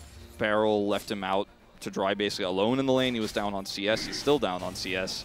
I feel like that's okay with how the rest of this game has gone and how they played the BDD and Perfect, you know, winning on his own. But in terms of Ziggs, it's definitely not. He's not the main character in this game. No, not so much. Not yet. Yeah, Keen is up here, able to clear out this wave very comfortably with the barrel, as there is a lot of, like, very long range, very reliable wave clear that is making sieging very difficult. The Ziggs does have the Mega Inferno Bomb to try and lock things down. I believe was just used towards the top side as the Whirling Death was used towards the bottom side. There's Cannon Barrage there as well if anything ever goes wrong. Was used on the top side on the inner turret to try and help out GENG there. So, like, these counteractions that you can see from these shoves is actually being pretty important. But KT are going to be able to create enough space to be able to grab this Dragon. It's going to be in trade for the outer turret on the top side. This is what GENG does, though. Even in a gold deficit, they know how to get gold off of the map. They know where to put pressure. And knowing that KT have prio bottom side and there's no turret gold to grab there, they're like, nah, you can have one Ocean Drake. That's fine. Yep. We'll take a turret instead. We'll get value to this GP that needs to scale. Their comp absolutely is incredibly strong when it gets to the late game, and that's what they're banking on. Had a deficit early, but if they could just buy time and trade dragons for money, that money is going to be more valuable later on. And they have a 2 Drake lead, so they can afford that. Even the Ocean Soul is also, you know, fairly weak. Yeah, we don't really care about Ocean Soul, so it's even more on top. For GENG. And even if it was strong, like, I feel like they'd be feeling pretty good about the situation. So feeling even better here. Well, KT still with a slight gold advantage at this point in time, but this is where things often go wrong for this team. So we're looking to see them put the screws in, find themselves intelligent fights that GENG aren't able to capitalize on, because we know that this composition does some pretty incredible things in the 5v5, and it can all be over very, very quickly. as Hextech Minefield, going to be quite valuable. I think Deft really wants a Leandri's to really try and make sure that he can hold on to space quite effectively. As Keen is in the bottom lane, being a nuisance. Renekton going to move over and try and answer it as the bowling ball goes wide. And, okay, we're still threatening here. Yeah, Lahan's actually going to go in as the Cannon Barrage comes down and splits up the fight. BDD can't really get in there, but Deft with the Mega Inferno Bomb this time is going to be able to lock down the kill. And Beryl somehow gets out. Keen is burning down. BDD locks up the kill, and now Pace in trouble. BDD splashing after him. He finds the kill. It's a 7th kill for BDD in this game. BDD is just taking over the game. Great ultimate there from Deft. And also, Chovy. Oh, yeah, Chovy, if he managed to get that shut down, that'd be a big one, although he did get shut down after 4. Yeah, I think at the end of the day, maybe just play that one a little bit safer there, Chovy. Very close, playing on the edge as Deft scouts this out. Yeah, Canyon runs really fast, especially with that passive stacked up. Deft doesn't want him to get on in here, but he's still going to be able to lock this one up. BDD going to spot him, and he just teleported in. Canyon, this is a, BDD with a hotline to Boris. He's taken all of his stuff, Wolf. I feel like, you know, we came to this series feeling like KT are down right now. They're not looking great in terms of their individual performances, some weak laning. What were we talking about BDD as well? Like, he's the guy that's playing well for this team. Yeah, but like, I feel like Gen Z are just playing like this is not a strong KT team. They're playing so disrespectfully. Would you blame them? No, I mean, that's what I'm saying. Like, we were pretty down on them going into this, but this Baron is also a little disrespectful, I would say. Yeah, well, I mean, it's KT. They're going to go for something like this. I don't necessarily know what it means. This Mega Inferno Bomb is going to connect. It's a lot of damage as Keen also down to about 50%. And GENG, I think they might just be giving this one up. The barrel goes in and fizzles out. That's going to be KT locking up a Baron. They didn't even use Piercic's ult. They didn't even need it. GENG not able to commit to the contest. They didn't have Canyon, didn't have a smite, so tough to really hope for anything. Now, watch what happens with Pyosik here with the twisted advantage. He's actually able to avoid the hook here, which so well played. The hens into the wall, and then Mega Inferno Bomb comes in, and Beryl just narrowly avoids that Q from Paze and gets out. Keen has oranges, but there's just way too much damage between the Renekton and the Corki and Canyon. Nothing he can do here. Spacing and the dodge from Beryl, fantastic. Now he doesn't have flash for the follow-up here, where he's looking for red buff. And this is insanely greedy. BDD, once Deft communicates this, is like, all right, well, I'm going to TP flank. He has TP, and it's just a free kill. Damage. It's just ridiculous. I mean, he's huge, and you know, I think he probably kills him even if he's not sitting at 7 kills at that moment or whatever it was he was sitting on at that moment in time. But he's got a rapid-fire cannon now in his inventory, and I mean, he can do no wrong basically at this point. GENG's comp still scales incredibly well, and KT don't have, you know, the ability to end this game right now, but the Baron really does help push this advantage further, get deep vision. Stacking Dragon's less valuable than I think getting this gold here and starting to threaten picks with the vision that they're now setting up here. Beryl and Pyosik setting up the saplings. If you can catch Keen, maybe take out an inhibitor turret or an inhibitor for the rest of this Baron, the 90 seconds you've got left, that would be massive.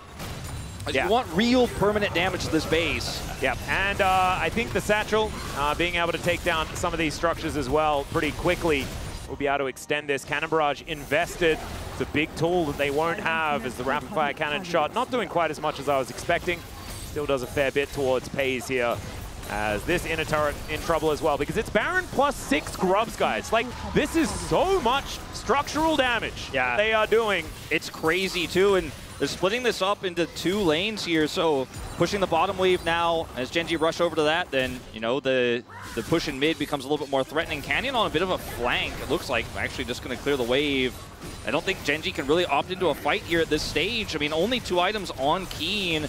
It's not that big 3-item spike that he's looking for. Canyon's going to stop this wave, so that means they won't be able to threaten the mid turret anymore. Will he get punished, though, is the question. Yeah, Banana Brush control here for GENG. They've still got this ward down as Lahen's just not allowed to walk through. Leandri's now completed here for Deft as well. And there's the flash forward from Pyosik, looking for Paze and for Canyon. As Chovy moving on over. This GENG squad is still very, very scary, but there's no Cannon Barrage for this fight. It has been so important in the last ones. And Canyon also just taking so much poke damage. Chovy can't walk in. Even after pressing W, it's not going to quite work out. And Lahen's, he has to get out of there as well. This is going to be the Drake secured by KT. And GENG, I don't think it's worth the risk. Yeah, I mean, it's just an Ocean Drake. Let it go. scale. Yeah. That's the game plan. QSS picked up here for Chovy. Some additional safety, as obviously in the mid lane you're going to have to opt into that teleport, so doesn't have a cleanse, but now he has his artificial cleanse online. As Yeah, Canyon, I'm not sure what the intention was, but he's going to get crashed into. Deft is going to come down. Bouncing Bomb is not quite going to land, but that watch out Eep was in a weird direction. And Canyon, he's going to go golden again. It worked in game number 1, but that's because he had teammates around him. This time, he was alone. I mean, Canyon is having a real rough game, to be honest with you, Atlas. He is playing super disrespectfully, super greedy. It's kind of reminiscent of his final year on D+, where the team wasn't winning, but he was playing like they were massively ahead all the time. And I think for most of Canyon's career, he has been massively ahead. His team has been winning, and he's been setting it up. But when he's losing, when he's behind, somebody's making some bizarre decisions like walking in here to try to contest the scuttle.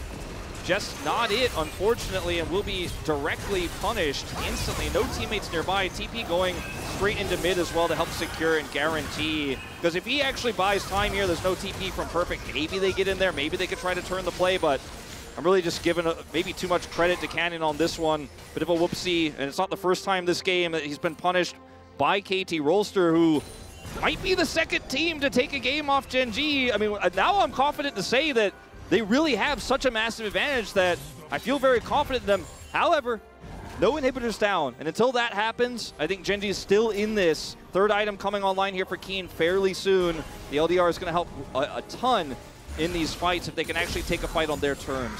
Oh, Hook going to connect here onto Perfect, who does go golden immediately. Cannon Barrage back up and available once again, but he's got the Sterix to help him stay alive when that True Shot Barrage does fly on over. The Mega Inferno Bomb down as well towards the top side is going to do a bit of damage, but otherwise GENG will be fine. And then this extra teleport here for Deft, where you can come up and say, I'm just going to guarantee there's no way they can turn this, really means a lot when you're ahead to have that extra teleport on the Ziggs. Use it defensively to kind of lane. If you get dove, you know, if you're getting pushed out, you can come back to lane, but it's very valuable now when you have control of the map. If GENG want to make a proactive play, you're just like, nope, we have the numbers advantage. I bomb you. That's the end of that. Baron's up in 40 seconds here. KT looking to set up some deep vision to get their second of the game, and that Baron is the one that you feel like at this stage, with Ziggs this online and the pushing power this comp has, should be able to get you some inhibitors, if not outright win the game if GENG lose a team fight. This is where GENG really need to dig in deep and try to deny this Baron, but it's so tough with a lack of vision here. Lilia does have the Zonias. Maybe setting up a big sleep for Chovy's ultimate to rip through some health bars, blowing up BDD at the beginning of the fight would be huge. There's still some angles here for GENG, but with no vision, it's all dark. I mean, right now, GENG can see nothing as the Baron spawns. Exactly. Lehen's also still waiting for his ultimate. True Shot Barrage just to scout the Baron pit. Not going to get too much done there as BDD throws out a big one into this minion wave. Him and Perfect will be able to catch this in mid lane as Beryl thinking about a flank angle. Pioshik there as well.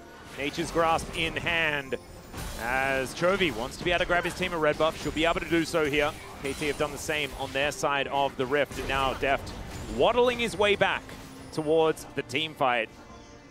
And right now, KT are in a lot of control. This Baron, though, I think is what a lot of this whole series is going to hinge on, or at least getting to a game 3 is going to hinge on. I mean, look at how respectfully GENG are playing. They're like, we don't know, but we are not going to just check. Oh, okay. There is a ward over the wall, so they do get the information. Stand aside is going to hit Beryl, and Beryl says, and what? Very sneaky check there from Canyon, but once they get rid of that ward, they know they can start this one up. Yeah, that is going to be a Scryer that's now on cooldown as well. Cannon Barrage right on top of BDD, who just Valkyries out of it.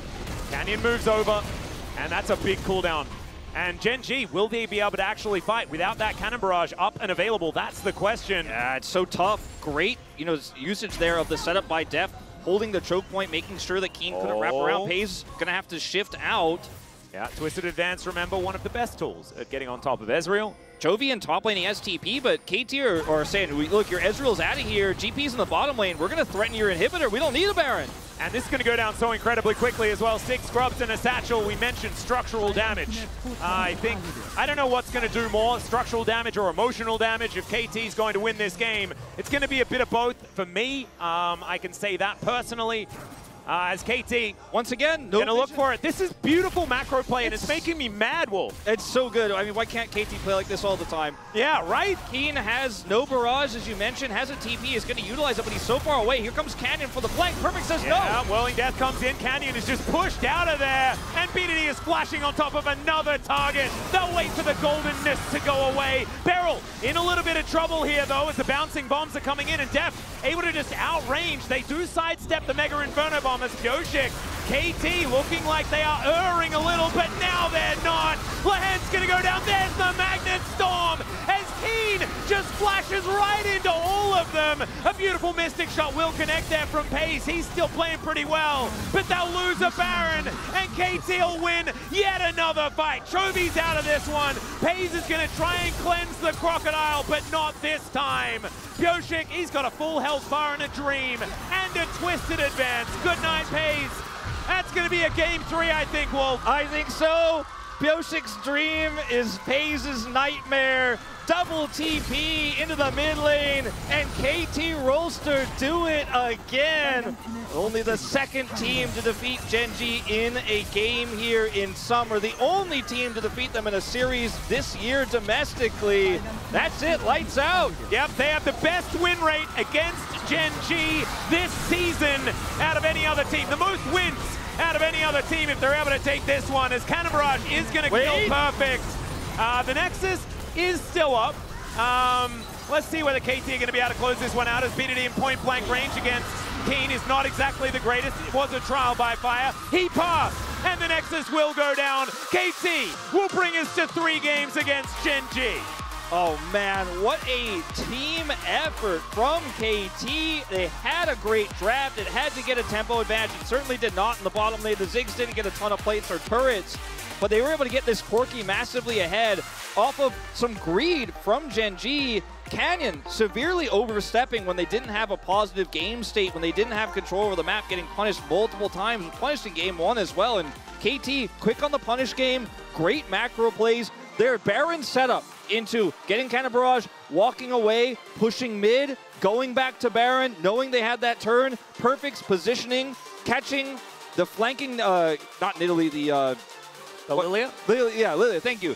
Catching Canyon is what I was really looking for, is Canyon. Catching Canyon there on the flank. His laning phase against Keen, fantastic. I think there's votes you can put anywhere. BD getting those kills early, getting mega fed. Perfect with his laning phase, his positioning, depths, bombs, barrels, turns, Pioshik's ults. It was just KT living the DRX 2022 dream.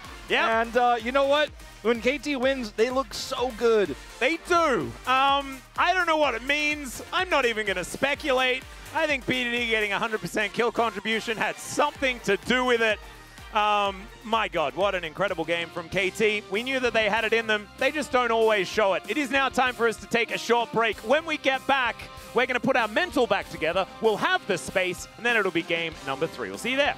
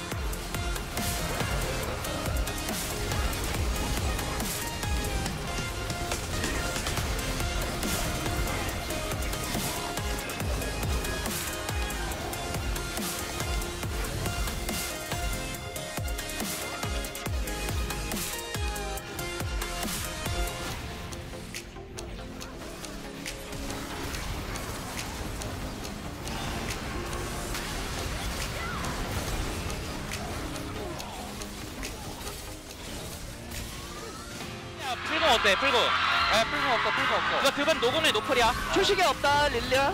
드분 노공 노플이야, 노공 노플. 네 노틀도 노플. 어. 오케이. 그냥 들어오는 거 잡아. 보다도 없어져. 빨리면 안 돼, 빨리면 안 돼. 오케이. 나 큐만 쓸게. 타워 찍게. 타워 쳐봐. 타워 못 쳐줘. 아, 그래 맞아줘, 옆에서. 맞아줄게, 맞아줄게. 릴리아 집 가야 돼, 릴리아 집 가야 돼. 박아도 돼, 박아도 돼. 이거 타워 좀 쳐줄 사람? 나이스, 나이스. 나이스. 야, 갱플 몰라, 갱플 몰라. 빨리면 안 돼, 빨리면 안 돼, 빨리면 안 돼. 타워. 야, 한번 빼. 아, 볼게, 이거 볼게. 빼면 대박. 이제 10초. 갱플 맞을 수 있나? 갱플 맞고. 타워. 끝낼 수 있어. 나이스. Fan base worried at the moment is definitely B&K. No, it's KT. We're not out of this yet. Well, I mean, if KT, even winning this game alone really hurts B&K's chances of making playoffs. If they win the series, the chances go significantly down as Saturday Show goes up. As we're going to ban Aurora this time on the red. Did you hear the crowd? Yeah. All of the KT fans are just losing their minds. They're like, whoa, we might win. Oh, it's fantastic. Sorry, continue. Banning the Aurora definitely feels like a mandatory choice on red side against this team after what happened in game 1. To make the adjustment, K'Sante being banned, so leaving a lot open here, saying, okay, Chovy, we're going to give you the Corki on blue side. We don't want to play that into your Draven. Even though it went very well in the skirmish early, I don't think Genji should have opted into that. And you and I were kind of talking, is this the game where Genji kind of hunker down and play a little bit more respectfully in draft, because the drafts were fast and loose. They were certainly very greedy. They were very risky. No front line. It's going to be the Ashe going over to Deft here, a champion that he's very well known for. And Pioshik, once again, 3 for 3. We'll get the Maokai here. Let's see what the answer is going to be, because even if it's a Zeri or an Ezreal, it's going to be tough to pilot that lane. And will we see Genji pick up a tank, because the K'Sante is already gone? Sejuani left open is going to fit the bill here. I don't mind the Sejuani. Of course, Sejuani Corki, not a lot of synergy there. Although, if you lock down a target, Corki does do a lot of damage to it, even if Permafrost isn't really one of those things. Chovy, we all know that he's going to be playing the Corki, but what is he going to pick up? Is it going to be a pick for Keen to make things difficult for Perfect? And it looks like that is correct. Kennen to make sure that Permafrost is just kind of not going to happen in this game. Yeah, I don't know what they could have really otherwise picked here that feels good. I mean, Yone top, you can't lock in this situation. The Jax into Maokai feels really terrible. And Perfect just going to lock down. I was going to say, I'm expecting a Gnar here, but considering the Jace with Maokai, it's so incredibly strong, but want to have something a little bit beefier here in the top side. We have seen Cannons dominate this matchup. Yeah. So it's a little bit concerning. We'll see if Keen can get it done. Can't protect this pick, obviously, or anything like that. You know the Kennen is there, so a greedy choice, I think, but also in terms of the matchup, fairly safe. It's really going to depend on what Canyon can get done in this early game. The Senna ban that we were calling for in Game 2, this time will come through again in Game 3. Yeah, I'm looking forward to seeing what they're going to use counterpick for. I assume it's for Beryl, and we're going to see something come through for BDD coming in next. They don't necessarily have to pick a mage in the mid lane. Of course, you don't necessarily think that Maokai is going to be building a lot of damage, but oftentimes we do see these Maokai compositions paired up with things like the Yone in the mid lane. We've seen Yone have a decent time into the Corki, and BDD has liked the champion in the past. Yeah, that's a really good point. I think that there's definitely some consideration to a Lucian mid here for BDD, who's pretty good on that pick as well. In terms of the laning phase, it's Chovy though, so want to put all your eggs in that basket as the Ezreal will get taken away. I do like that. Zeri mid lane. What are we thinking for BDD? I mean, or does he just pick his Lucian? I think you pick Lucian. Like as I was alluding to just moments ago, like I feel like his Lucian has been good. Yeah, I think Zeri into Corki, Chovy's Corki might just be a bridge too far. Like I think that's a Chovy exclusive to play that matchup. We'll see. I mean, it would be great for the composition. I do kind of agree with you in that sentiment. But and the denial. Risky. The denial from Hayes is kind of a big deal. Smolder! Oh god, okay, so BDD has been playing this very recently and finding a lot of success in solo queue. I thought it was kind of a meme though, but he's doing it. You know, they take away Aurelion Soul and BDD's like, the younger dragon. I will go with that one instead. Yeah, I mean, it's a really good opportunity to control the to control the late game if you get to it without getting absolutely dumpstered in lane. Is Lucian, Nami to come through here, and of course that means Lulu's coming in and response here. But it is an Ashe bottom lane here. Again, assuming this is not going to be like weirdly Ashe mid, I think that would be a really rough decision to make. But the Lulu here is going to add some extra survivability. You have a lot of ways to buy space into this Kennen. I think the main thing here for KT is watch your flanks and do good due diligence to make sure there's no great teleport wards for Keen. As well swap the Kalista, actually. Okay, Beryl. So there's one player that's allowed to play Kalista support. His name's Carrier.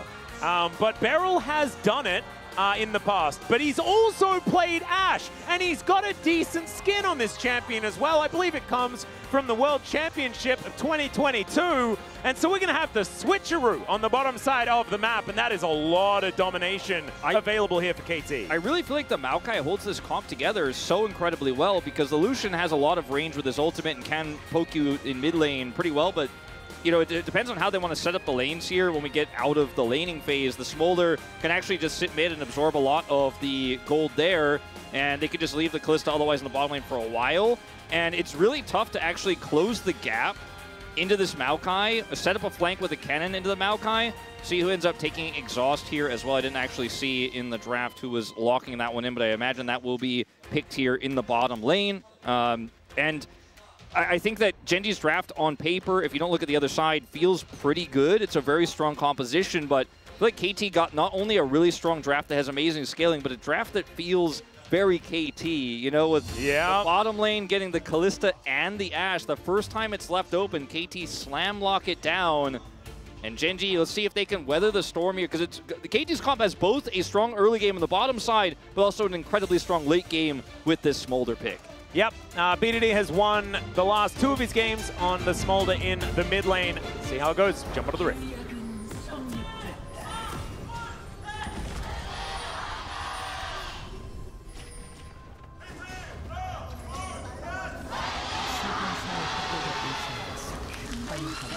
All right, here we are, ladies and gentlemen. This Smolder mid lane in question was played against a couple of different things, namely Yasuo and Akali in solo queue for BDD, so it's going to be a little bit different up into the Corki, but played alongside things like Kalista and Ashe, actually in the AD carry role for both of the games, never with both of them at the same time. As pays with an Ardent Blaze into the brush. But both the Kalista and Ashe separately are winning bottom lanes. So you have like the winning bottom lane, the scaling mid. Now you have the extreme winning bottom lane, which they're going to use here at level 1 to put the pressure on.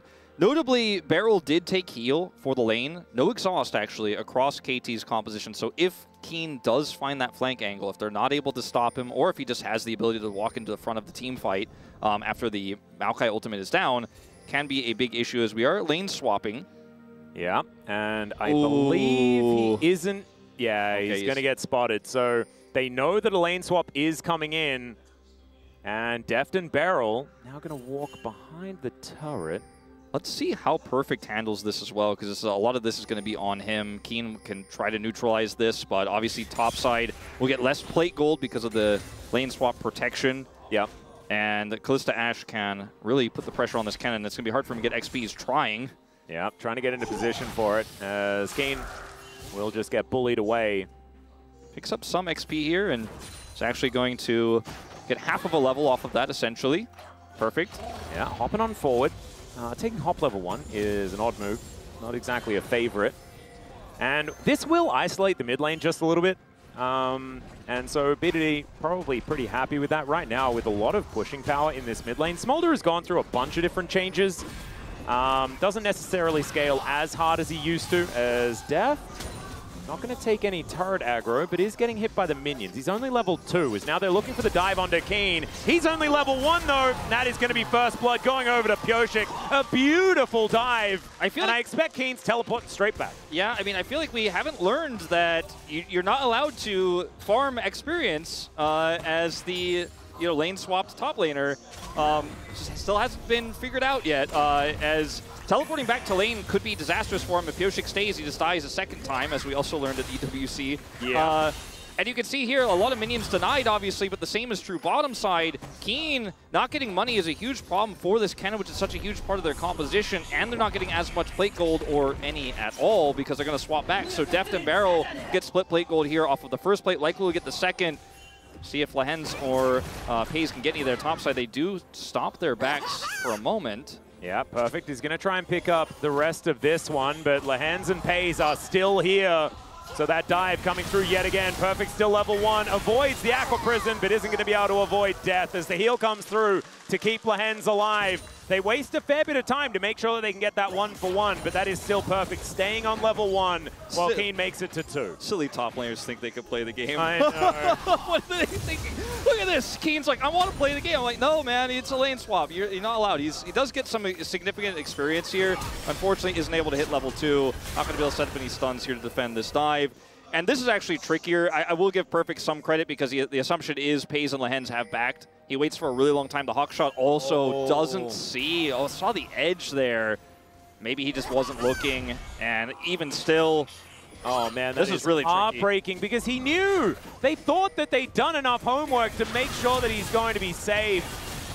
Oh, and it's not quite enough. They still get the heal out, I guess. But. Still, it's advantage to the gold picked up to Deft and Barrel. They got first blood as well. Fortunately goes to a Maokai, whereas Pays gets the kill there. So game state very close. This is the first mid Smolder. Yeah.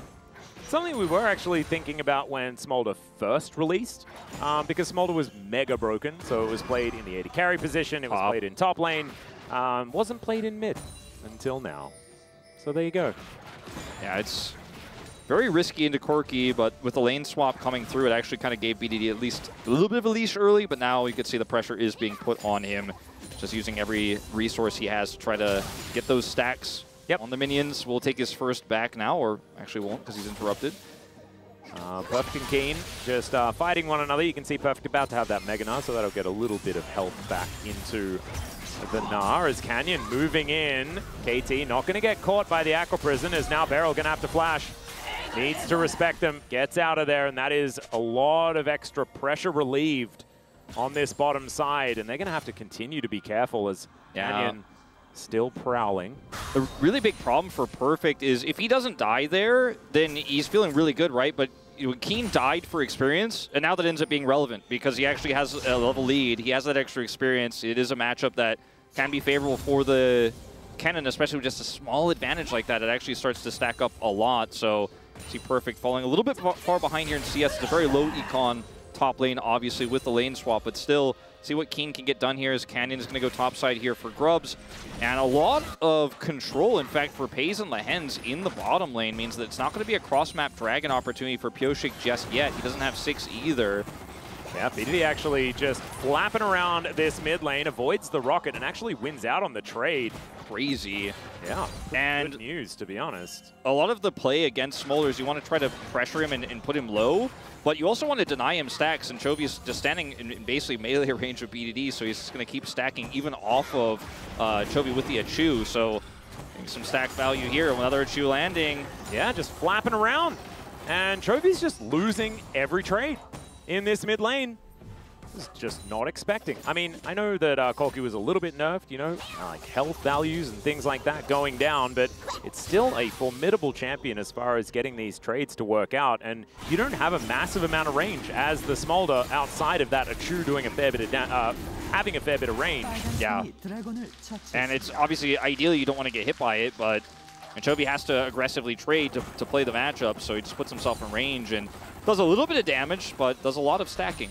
Just one every time. And Chovy will end up picking up a cull, so he's going to hit that big spike once he finishes that later on in terms of gold injection. It's not like he's losing lane super hard. He's just not getting the advantages you would expect or want with this Corki. And it's also just the fact that we know Smolder scales ridiculously well. That's sort of what he does. And so BDD just getting through this lane, that's the positive thing here for KT at this point in time. Is Chovy going to win out on that trade, but there is a big minion wave to deal with here as level 6s are picked up by Perfect and Pioshik at exactly the same time. The Nature's Grasp going to be absolutely massive, and I do think that, I mean, this bottom lane is weird from KT, right? Like, Kalista and Ashe together haven't really worked recently. I think support Ashe has sort of been toned down enough to the point where it is feeling like a bit of a niche pick. Yeah, no, for sure.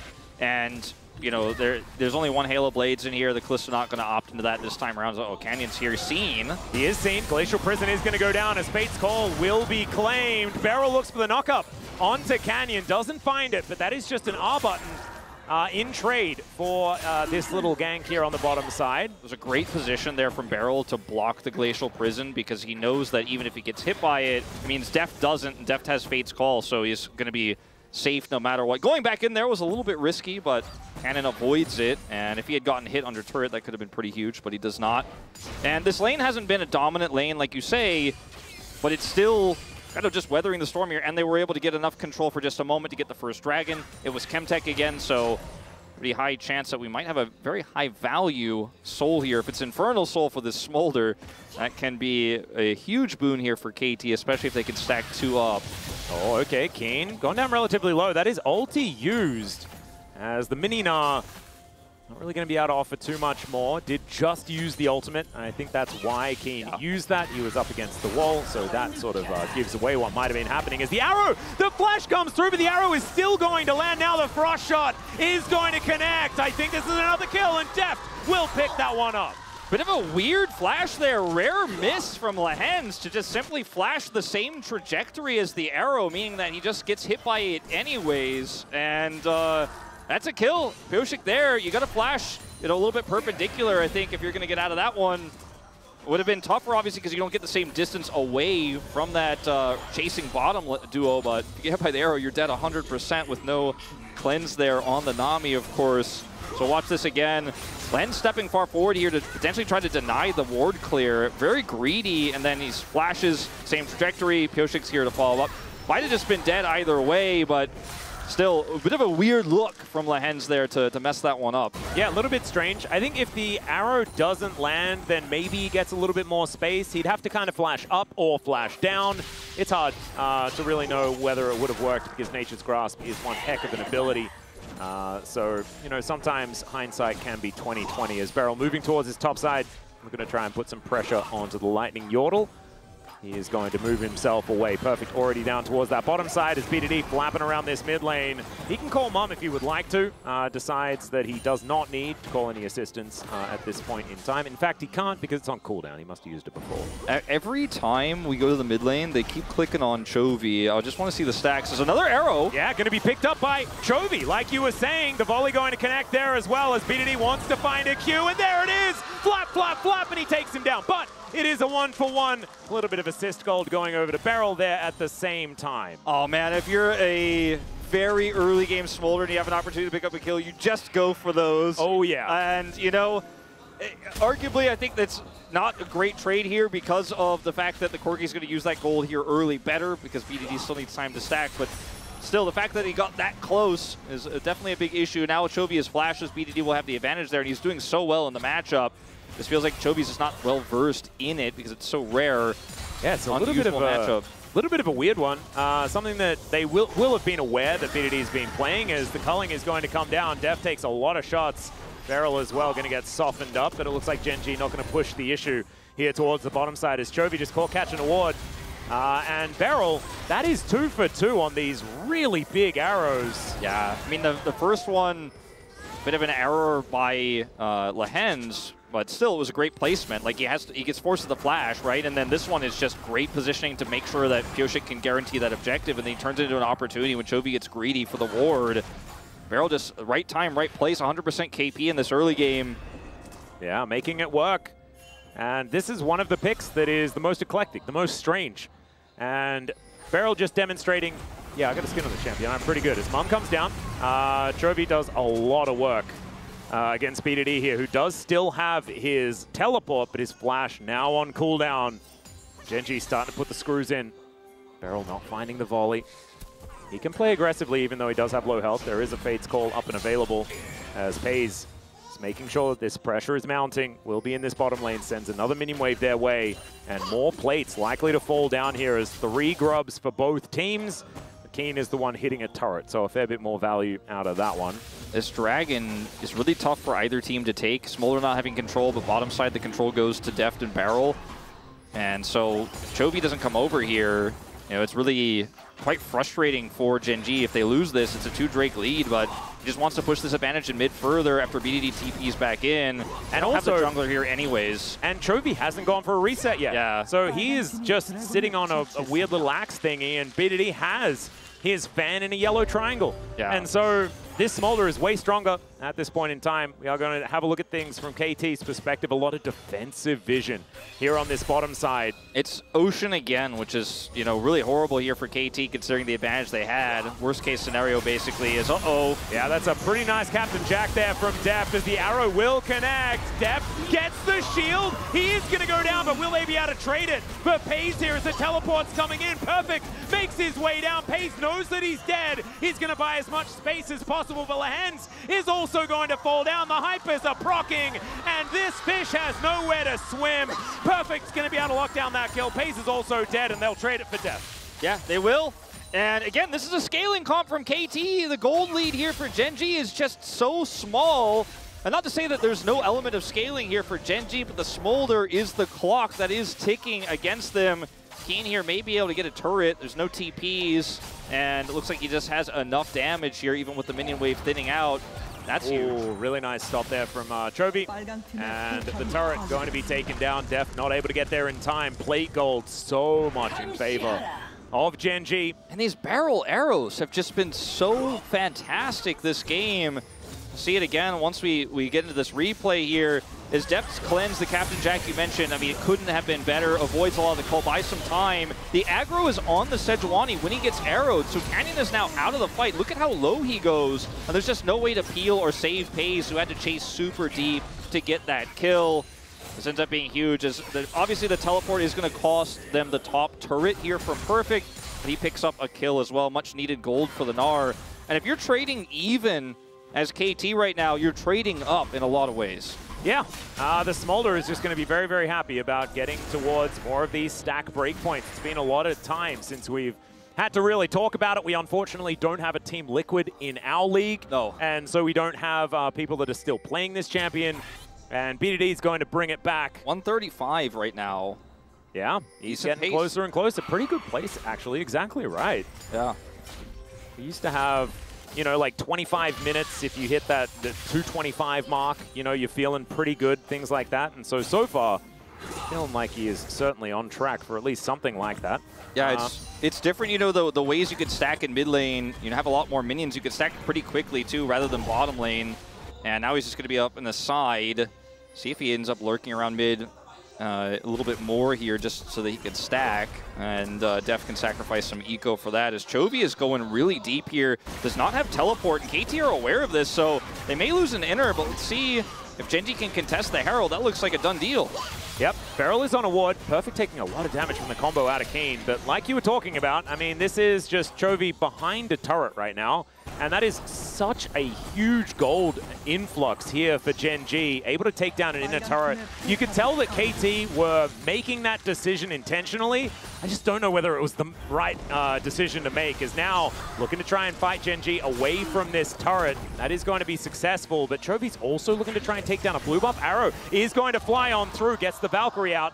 Chovy just nowhere in sight now. He is going to be able to go back home with so much more money. I really like the call from Chovy, even without the teleport there, to say, well, if I get this inner, what do you guys get with the Herald will be equal or less value. So I'm just going to get something out of this. And then KT, I think, realized there's not really a great way for them to punish Chovy, so they just all in on the Herald, which makes sense. It's definitely a trade down in terms of the gold value in that moment. But KT don't team fight, and they don't have the opportunity to lose a fight. There's no angle for Chovy to carry.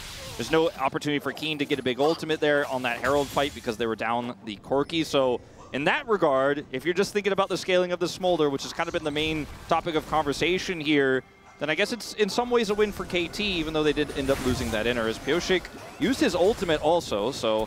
Yep, he's not going to have that one for the next little while. 45 seconds until this Ocean Drake comes up, so I think Nature's Grasp will be just about back. It should actually just be fine. So nothing to worry about there. KT, soul point on the table for them. Not the greatest of souls, but I do think that with an Ocean and the fact that they have these 380 carries, it's not a lot of like burst damage in these fights. I think that they're pretty happy with having the extra longevity in this one. I think GENG also would be pretty happy about it, as now Canyon looking for an opportunity. Pioshik taken down relatively low as BDD just sneezes in their general direction, as a Smolder likes to do. Perfect, splitting on this topside teleport in hand. Does hit the Mega Gnar now. Not really optimal timing if they wanted to be able to utilize it for the Dragon very early on, but he might be able to stack it back up again if they do want to try and contest for this. Totally fine to just give this Dragon up as KT and push the Gnar, grab some gold. I mean, BDD's just stacking. As long as you could defend this turret at the same time, I feel like KT really give not too much here. It's just a solo Ocean Drake. Yeah, I think you're absolutely right. They are going to do exactly that. There's a flash forward, though. The slicing Maelstrom just does nothing. Mom comes down and says, nope, get the heck out of here. Barrel's going to be shielded up as Pyosik tanks as much of the culling as possible. And that is just Keen dead. Perfect is still in the side as well. They get a pick with the Smolder, you know? And it's a great play from Pyosik. Gets there, gets the smash. His first evolution from BDD as well. Look at him. He's starting to get mad. He's starting to realize his power. And this Dragon might be able to do it as the Rift Herald comes down in the mid lane, and KT, they'll claim a gold lead once again or get very close. There it is. Yeah, I mean, the timing of this works so incredibly well. Macro-wise here, by KT, they were like, all right, cool, Genji, you can have an Ocean. And Genji realized, okay, we need to get more than this Ocean. We need to take this mid turret down. But they don't have the siege, the wave clear. Not amazing here for KT, but good enough to slow it down. And without a Herald, Genji just can't actually force this turret down. I mean, look at Barrel just helping out as a support here, even clearing these waves. And then Keen, unfortunately, steps just 1 foot too far forward, and Pyosik collapses on him. BDD ready with the ultimate. You can tell KT have been kind of scrimming this one. You know, I feel like the coordination is just super clean. And man, it's a niche pick. If you feel confident you can beat Genji with it, I think it's absolutely the right time to pull it out now. I mean, I would have said before the series, is this a series where you pull something out you've never shown before? Probably not, because Genji will probably just beat you anyways. But if you have the confidence and you have the execution here at 20 minutes, 175, I mean, good pace here for BDD. KT, I don't want to say that they have enough of a lead here to where I feel confident for them because it is KT, but the way they've been playing this out so far makes you want to trust. I agree. There is no exhaust for Kennen. So yeah, that's an issue. Being able to make Kennen sleepy while he goes in with his big electric circle is pretty good oftentimes. They did manage to mitigate it last time around as Pyosik gets the ultimate off as they throw in the Glacial Prison. So no junglers with ultimates right now. Perfect and Chovy are fighting as Mom comes down, splits the team fight. Hayes gets sneezed on and it hurts him so much as BDD throwing out these Qs. And man, now that evolution has come in, that the big one, giving it that splash damage, and it'll only get worse as this game goes on. Yeah, you get to 225 so fast here. BDD gets low. Yeah, and there is the slicing Maelstrom. BDD going to be taken out. Keen will be traded as Pyosik looks to get out of there. It's a 1-for-1, but a turret as well for Gen.G. They're trading up. Yeah, they are trading up. This does mean, I mean, scared when they zoom on Pace like this. He is going to get the proc of the static shiv to stop some backs.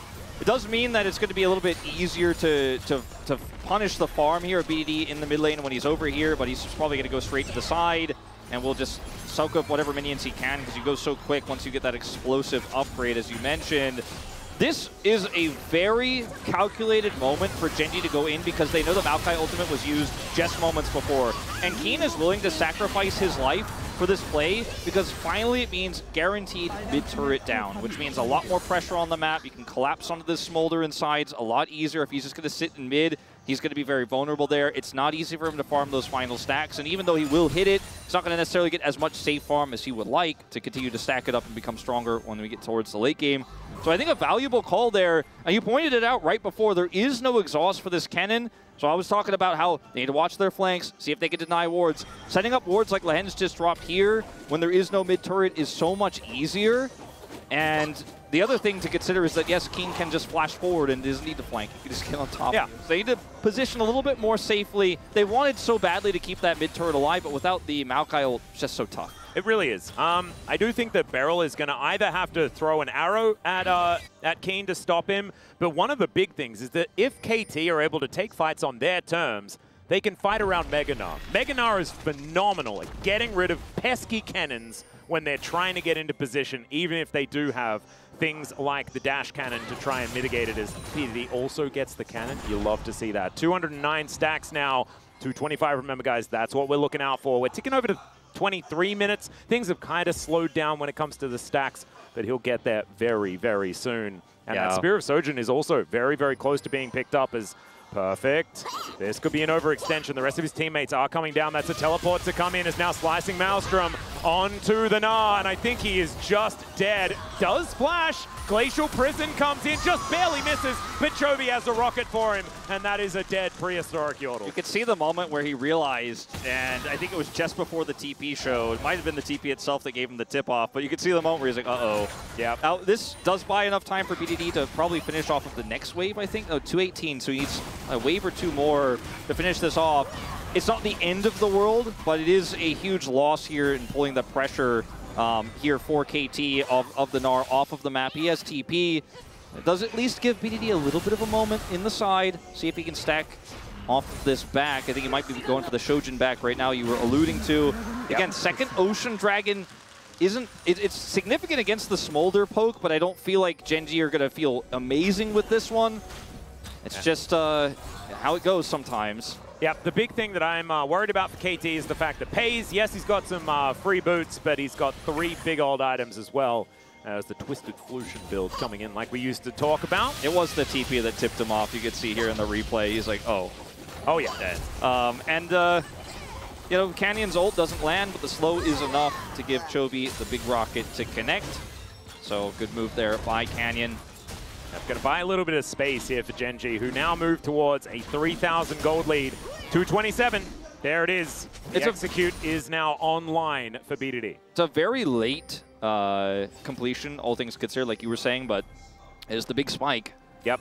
We would always say, like, by 25 minutes, if you don't have it there, then it is getting to the point where, like, you haven't been stacking it enough. So I guess it's sort of like, it's in amongst it. Does that look like an old Corki rocket? Yeah, that's like an old Luden's rocket right there. Yeah, that's a bit silly. Chovy with 3 items now completed. Pyoshik going to blast cone his way out of here, back into the fog of war. Kane's flank. Yeah, looking for that angle. BDD will be able to spot him. He can fly over walls as well. Actually, kind of an optimal Baron pit as well for him as Pyoshik soaks an ultimate. The wave does come in there as well as Deft is flashing away. Mom comes down, does a lot of damage. But BDD not quite able to free hit this time around. He's got a decent health bar. You can see that execute threshold. Not the best at this amount of stacks, but that is going to get worse and worse as this game goes on, and he's looking for an angle here as GENG are regrouping. Deft down to about 50%. That's not great. Beryl taking some poke damage as well. Kane's flash is coming back very soon. To just use the dash cannon, though. They also proc the Mega Gnar here from Perfect, so he is going to transform, and now BDD looking for that. Sorry, Keen looking for the angle. And KT, I think, realizing that they're not going to be able to do it if they don't have control of the Mega Gnar transform. You can see how on a knife's edge these neutral fights are for these objectives, because GENG really respecting BDD's full 225 stack completion. But at the same time, the cannon threat keeps KT at bay. And, you know, the fact that this neutral fight went as close as it did and Keen didn't have to pull the trigger is a little bit worrying for GENG, though, because they need to be able to consistently lock that Smolder down. But winning that neutral means not that they're going to be able to start the Baron, but they will get some vision here. And like you said, fighting with the Gnar, without the Gnar bar set, without having control, is really, really difficult, as Keen is on a bit of a... Yeah, he wants to find someone. Yeah. I think he's lurking. He's doing a lot of lurking. That's what ninjas do, and of course, Cannon is a ninja. He also, with the dash cannon, can close the gap into this comp a little bit better. It's buffed on this patch, gets a little bit more health, went for the Shadow Flame, opting into extra damage. We'll have the Void Staff or Crypt Bloom, whatever he opts into. Void Staff buffed on this patch in a moment. All of these wards that GENG have set up are so important. Oh no. Def, don't do it. Okay, he walks back. No, Def, don't do it. Okay, the cannon's not here. The cannon's not there, but consider that, you know, if they do try to contest for Baron, he could TP. All right, Pyoshik's going in. He wants to find an angle. There's the Nature's Grasp. Mom comes down, doesn't do a whole lot as the Glacial Prison is a fadeaway, but Deft is going to pick Beryl up. And Beryl wants to find Canyon. Arrow now down. Fate's Call now down. And there is no Nature's Grasp as well. Now the teleport's going to come in, and GENG, it's time for their salvo. They've just got so much more in the chamber for this next fight, and KT know it. They're going to use the Flying Dragon here to come out as Keen looks for it. Twisted Advance comes in. He's tanking the turret, and he just goes down. Beryl's going to lock it up. And Keen waited so long for that play! And he didn't go for the ward in the mid lane, which would have given him the space to actually, I think, stop KT from getting out of their jungle there. He took the safer route, but that meant that he had to really hard force there if he wanted to get the engagement. Perhaps just don't hard force. Just take your W in terms of positioning on Baron. Now he's down Flash and Ultimate here, as well as his teleport. And BDD is scaling, man. He's getting stronger. He's level 16 here. Look at the damage. Yeah. You can feel the desperation out of GENG and Keen in that failed play, as they feel like they're running out of time. Well, KT, they might do the KT thing and just start up Baron. That is precisely what they're going to do. There is a Canyon alive. Chovy down to about 50% here as there are volleys flying in. Pays looking for some of that poke damage, and so is Chovy. These rockets starting to hurt. Aqua Prison doesn't land, but the Baron just goes to KT, and they'll exit. Stage left, crush over the wall from Perfect. And KT, they are back in the driver's seat. Oh, absolutely. Without a cannon, it's so hard to close the gap there and actually punish that play. Pyosik didn't have his ultimate, but it came up after the Baron was taken. I feel like that would have been an amazing angle for the cannon to go in and fight. Unfortunately, though, he tried to make that dive happen over the wall. GENG going to be able to take their consolation soul point here of the Ocean Dragon, or perhaps they won't, because Pyosik, again, he has ult. Yeah, he's just going to wander on in there. It's not going to be enough to actually find too much. And maybe the plan is, and I want to, this might be a little bit crazy, but this is KT with Baron against GENG right now in the game 3. And so maybe KT, they let the 4th Ocean Drake go to GENG, so that they can then get Smolder, his dad, as well. Not officially accepted in the lore. It is his father, but he's probably going to kill it. Big fan. Well, so it's probably not a good thing. It's a little bit dark, as it turns out. Yeah, daddy issues, perhaps. But Yeah. That would certainly be that. So we're not going to allude to that one. Hey, we didn't have to explain that replay because we talked about it before. Ult here. Glacier Prism once again, but it's once again soaked by Pyosik. Mom gets the big value, and that's a wallop! And that is just cat food. The Nami's not doing it this time around as Keen's going to get breathed on. BDD not touched in this fight. And KT, they wipe down 3. They take an inner turret. And, I mean, are they... No, surely, no, I'm not doing it, Wolf. No, it's not over. No. It's not over until it's over, and when it's over is perhaps when BDD is sitting at like 350 stacks, because you're getting closer all the time. And once you hit that big threshold, then it's really easy to stack, as well as when you're fighting and skirmishing like this. So we come out of that replay, and then the siege up here is great for KT. Like, the ultimate from Pyosik comes through, and he's not the target you want, but he was the one who was in range, and Canyon just pulls the trigger. Again, I hate to say it because he's one of our best junglers, also a candidate for MVP for some people's minds, but it has not been his best day. The target selection a little off here. I feel like the follow-up was clean, right? The damage was layered in. They were ready to jump when he pushed that ult button, but it hit the Maokai, who then just ults in reverse, and they're all in range of this Angry Smolder and Gnar.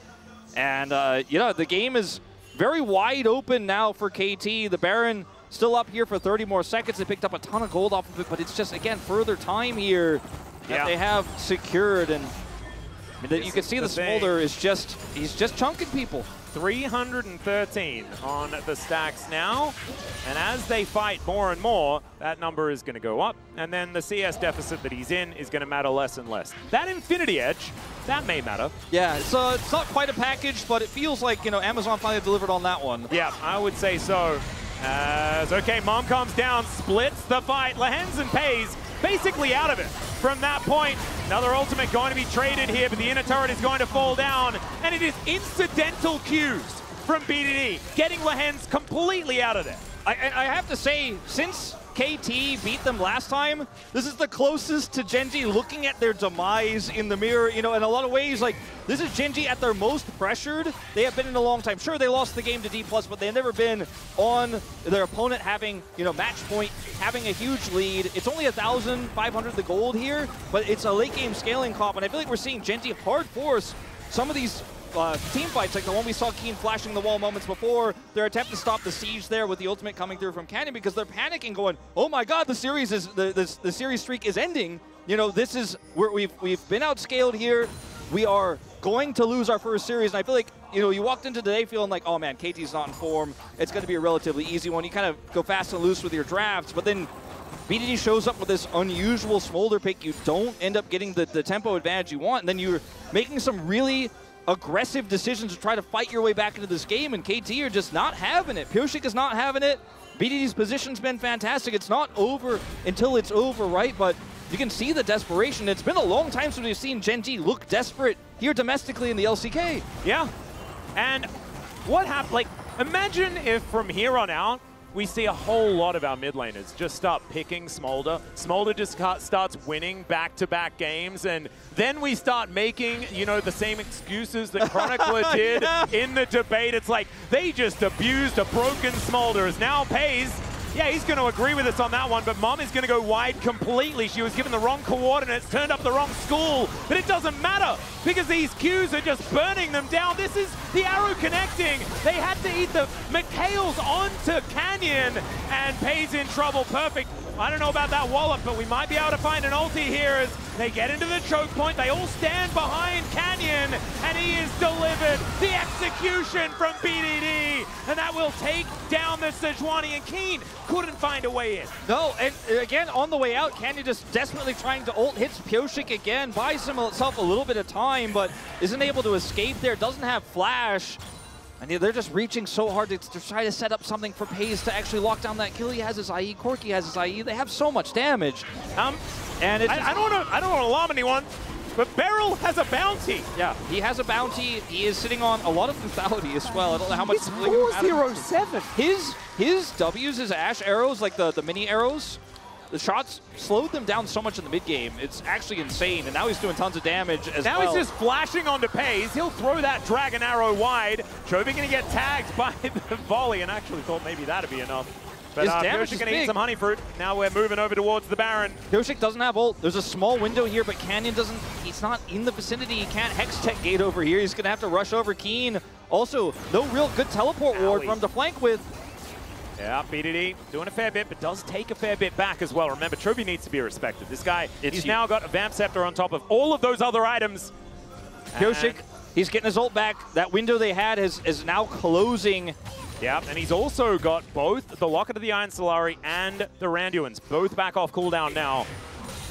And it's not over yet, ladies and gentlemen. It might look like KT have a fair bit of control, but KT's superpower is at any stage of any game ever, they can win or lose. At any moment in your mind, if you think you understand where KT is, you're wrong. Exactly. So we don't want to make any judgments at this state because that would actually be tampering of the game. And precisely, and we have to be very careful with how we think as well, Wolf, because it can be biased either for GENG or for KT. And this is a lot of responsibilities. That is Keen needing to be Mikhail's himself. The Nature's Grasp comes down. Mom gets mad at Lehens. And he also takes a pierce here from Deft as well, but doesn't do a whole lot. Yeah, not ideal here for KT. Those are some of their best tools actually just tossed into the bin. GENG handled it well. Canyon going in. Yeah, he is obsessed with hitting Pyoshik with these ultimates. I don't know whether it's working because BDD's putting himself as a big target. Chovy's gonna go down. He just gets brambly smashed towards the team and eliminated. Pace, no health bar. Lehens, he has to go back. The base might be broken right here. I mean, it looks very likely. Baron is up, but KT have their eyes on this inhibitor without it. And with Canyon, no ult, no way to punish. Keen, he's got flash and ult. Maybe he could try to make a play on Perfect, but then you won't have that ult for the Baron. But the inhib. Oh, how much health? Somebody click on that. It was like 8 health or something like that. All right, Pyoshik's ult still not back here. They think they have enough time, though, to just start this one up before GENG arrive. TP available for Kane. He's got great wards for it, too. Yeah, but they are nowhere near it. There is, they just don't feel like they can do this without Chovy. I think you can understand 28 HP, so I was close. I was only 20 health off. As, once again, Canyon throws it at Pyoshik. BDD was in range, but there's just not great follow-up. Both Corki and Lucian are pretty low range in this play from Pyoshik. Man, Pyoshik is actually maybe going to steal the POG, man, with how he's playing in this one. Stealing it from Beryl? Oh, not on my watch. And that's the inhibitor turret gone. They don't get the inhibitor, but they are able to get the Baron off of the play regardless. And KT are living up to their peak form right now. Okay, Supreme, the absolute perfect KT response is massive amounts of emotion, and then no. Hold it in. Nexus is still make up. a GIF out of that one, actually, to be honest. Yeah, it's so you could actually just reverse it as well. Have it cycle through, and then you can just post whichever use whichever half one you you want. need. Yeah. Exactly. Oh my god, it's so good. It's so perfect. Speaking of perfect, he is grouped up with the rest of his team in bottom lane to try to threaten this bottom inhibitor turret. They just want to stay together as a group, as a phalanx here to protect this dragon, because if you start splitting into sides, that's how GENG can potentially get a pick and then actually overwhelm you. If you just group up as 4 or 5 in the bottom lane, you have that Pioshik ultimate, you can siege from so far away. It's almost guaranteed they should be able to get this inhibitor. Yeah, Arrow is going to soar through, but doesn't exactly find anyone. Checking their flanks, making sure there's no teleport ward. Look at all the control wards. KT doing their due diligence here to make sure Keen has no angle of attack. Well, Mom is going to come down once again. She's just zoning.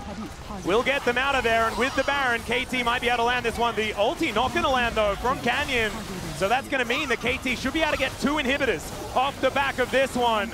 Getting closer and closer to victory, but still, at this point, it's close to 40 minutes into the game. There are some flank wards now here. KT need to be careful. Yeah, a back considered here by BDD. Wanting to stick around just in case.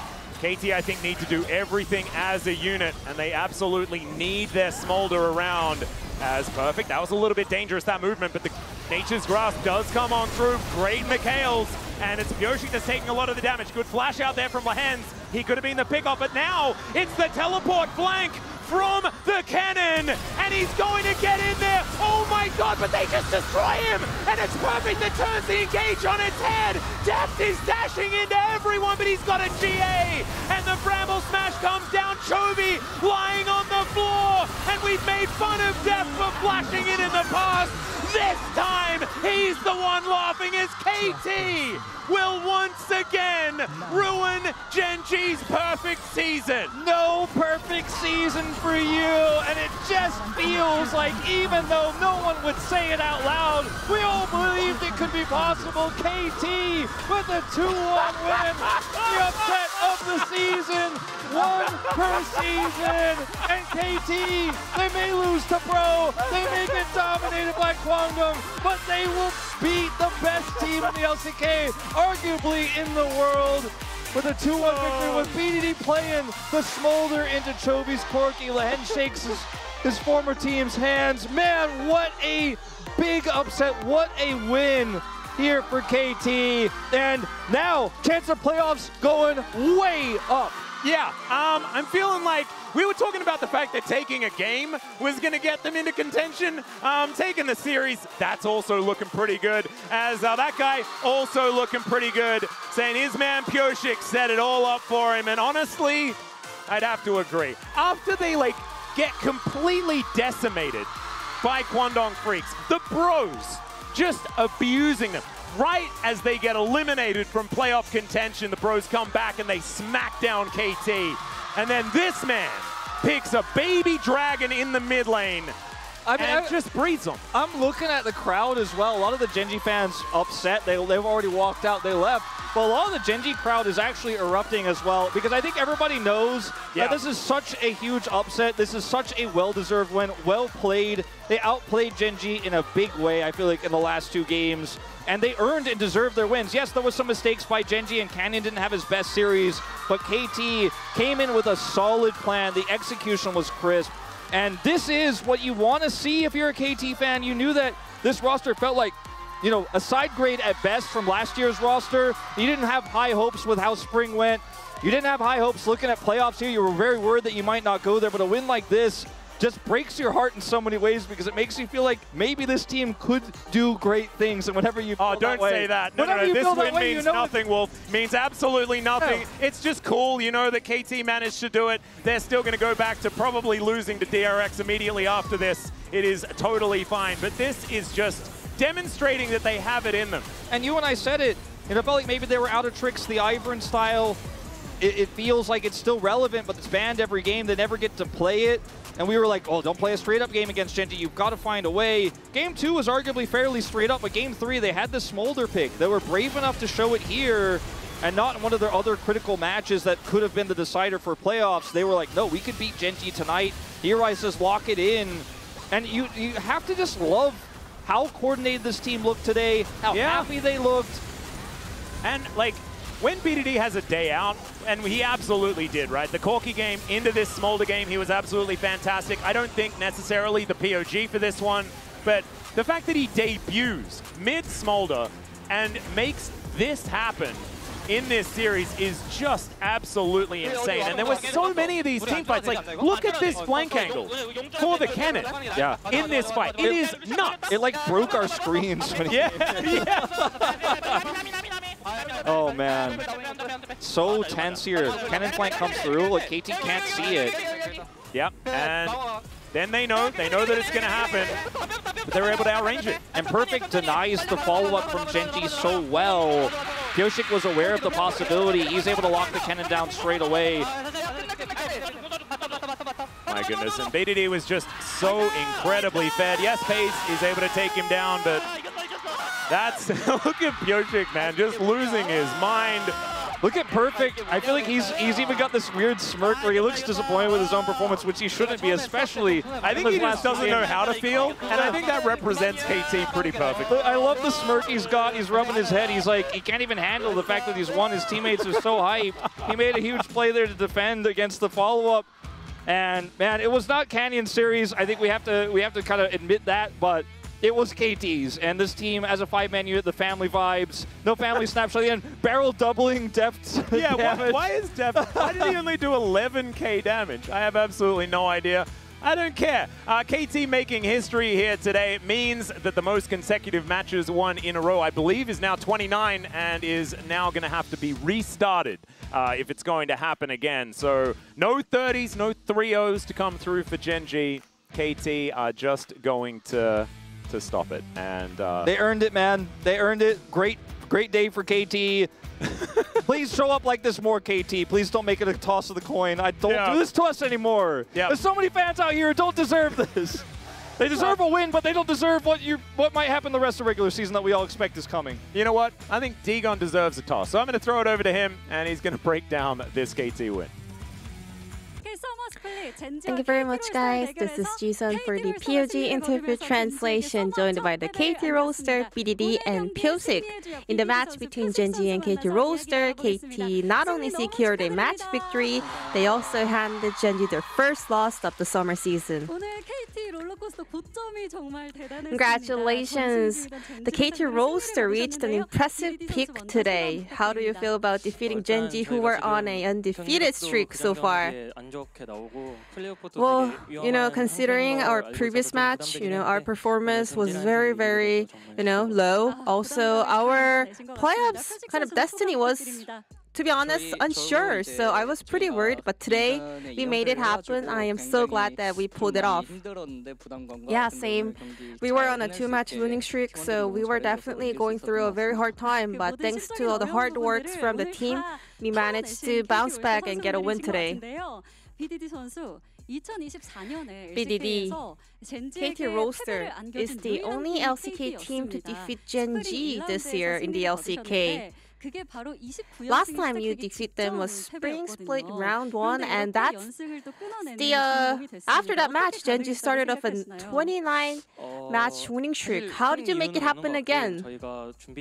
I mean, I don't know how it happened. I can't look for a specific reason, but I think definitely today was a better day for us, and we were feeling a lot better, and we were performing better.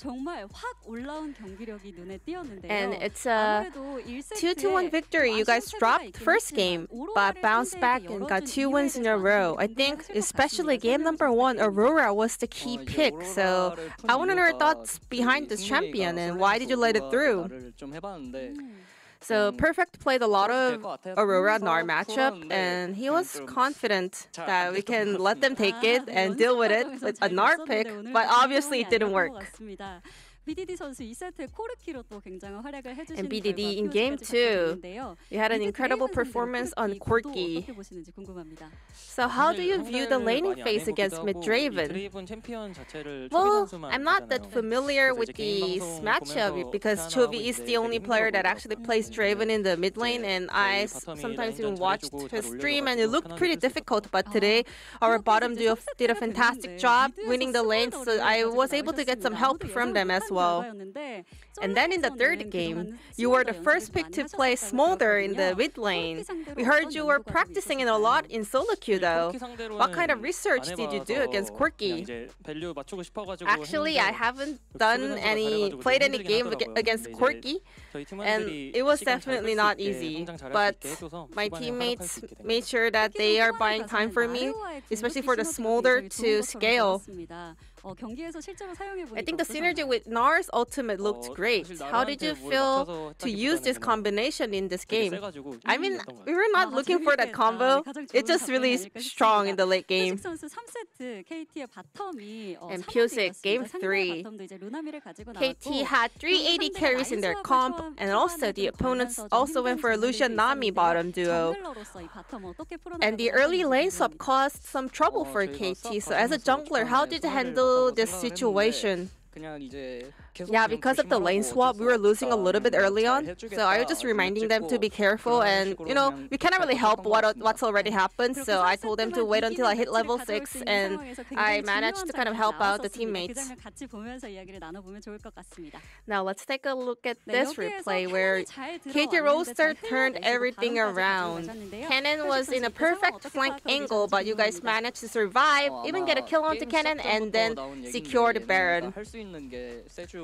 Well, even before the game started, while we were loading, we were just saying, you know, their win condition is, you know, Cannon flank. So we always kept that in mind. We were always aware of that. We always had our fingers ready, right on top of the buttons that we have to press when Cannon jumps on top of us, and our reaction was really on point in this game. In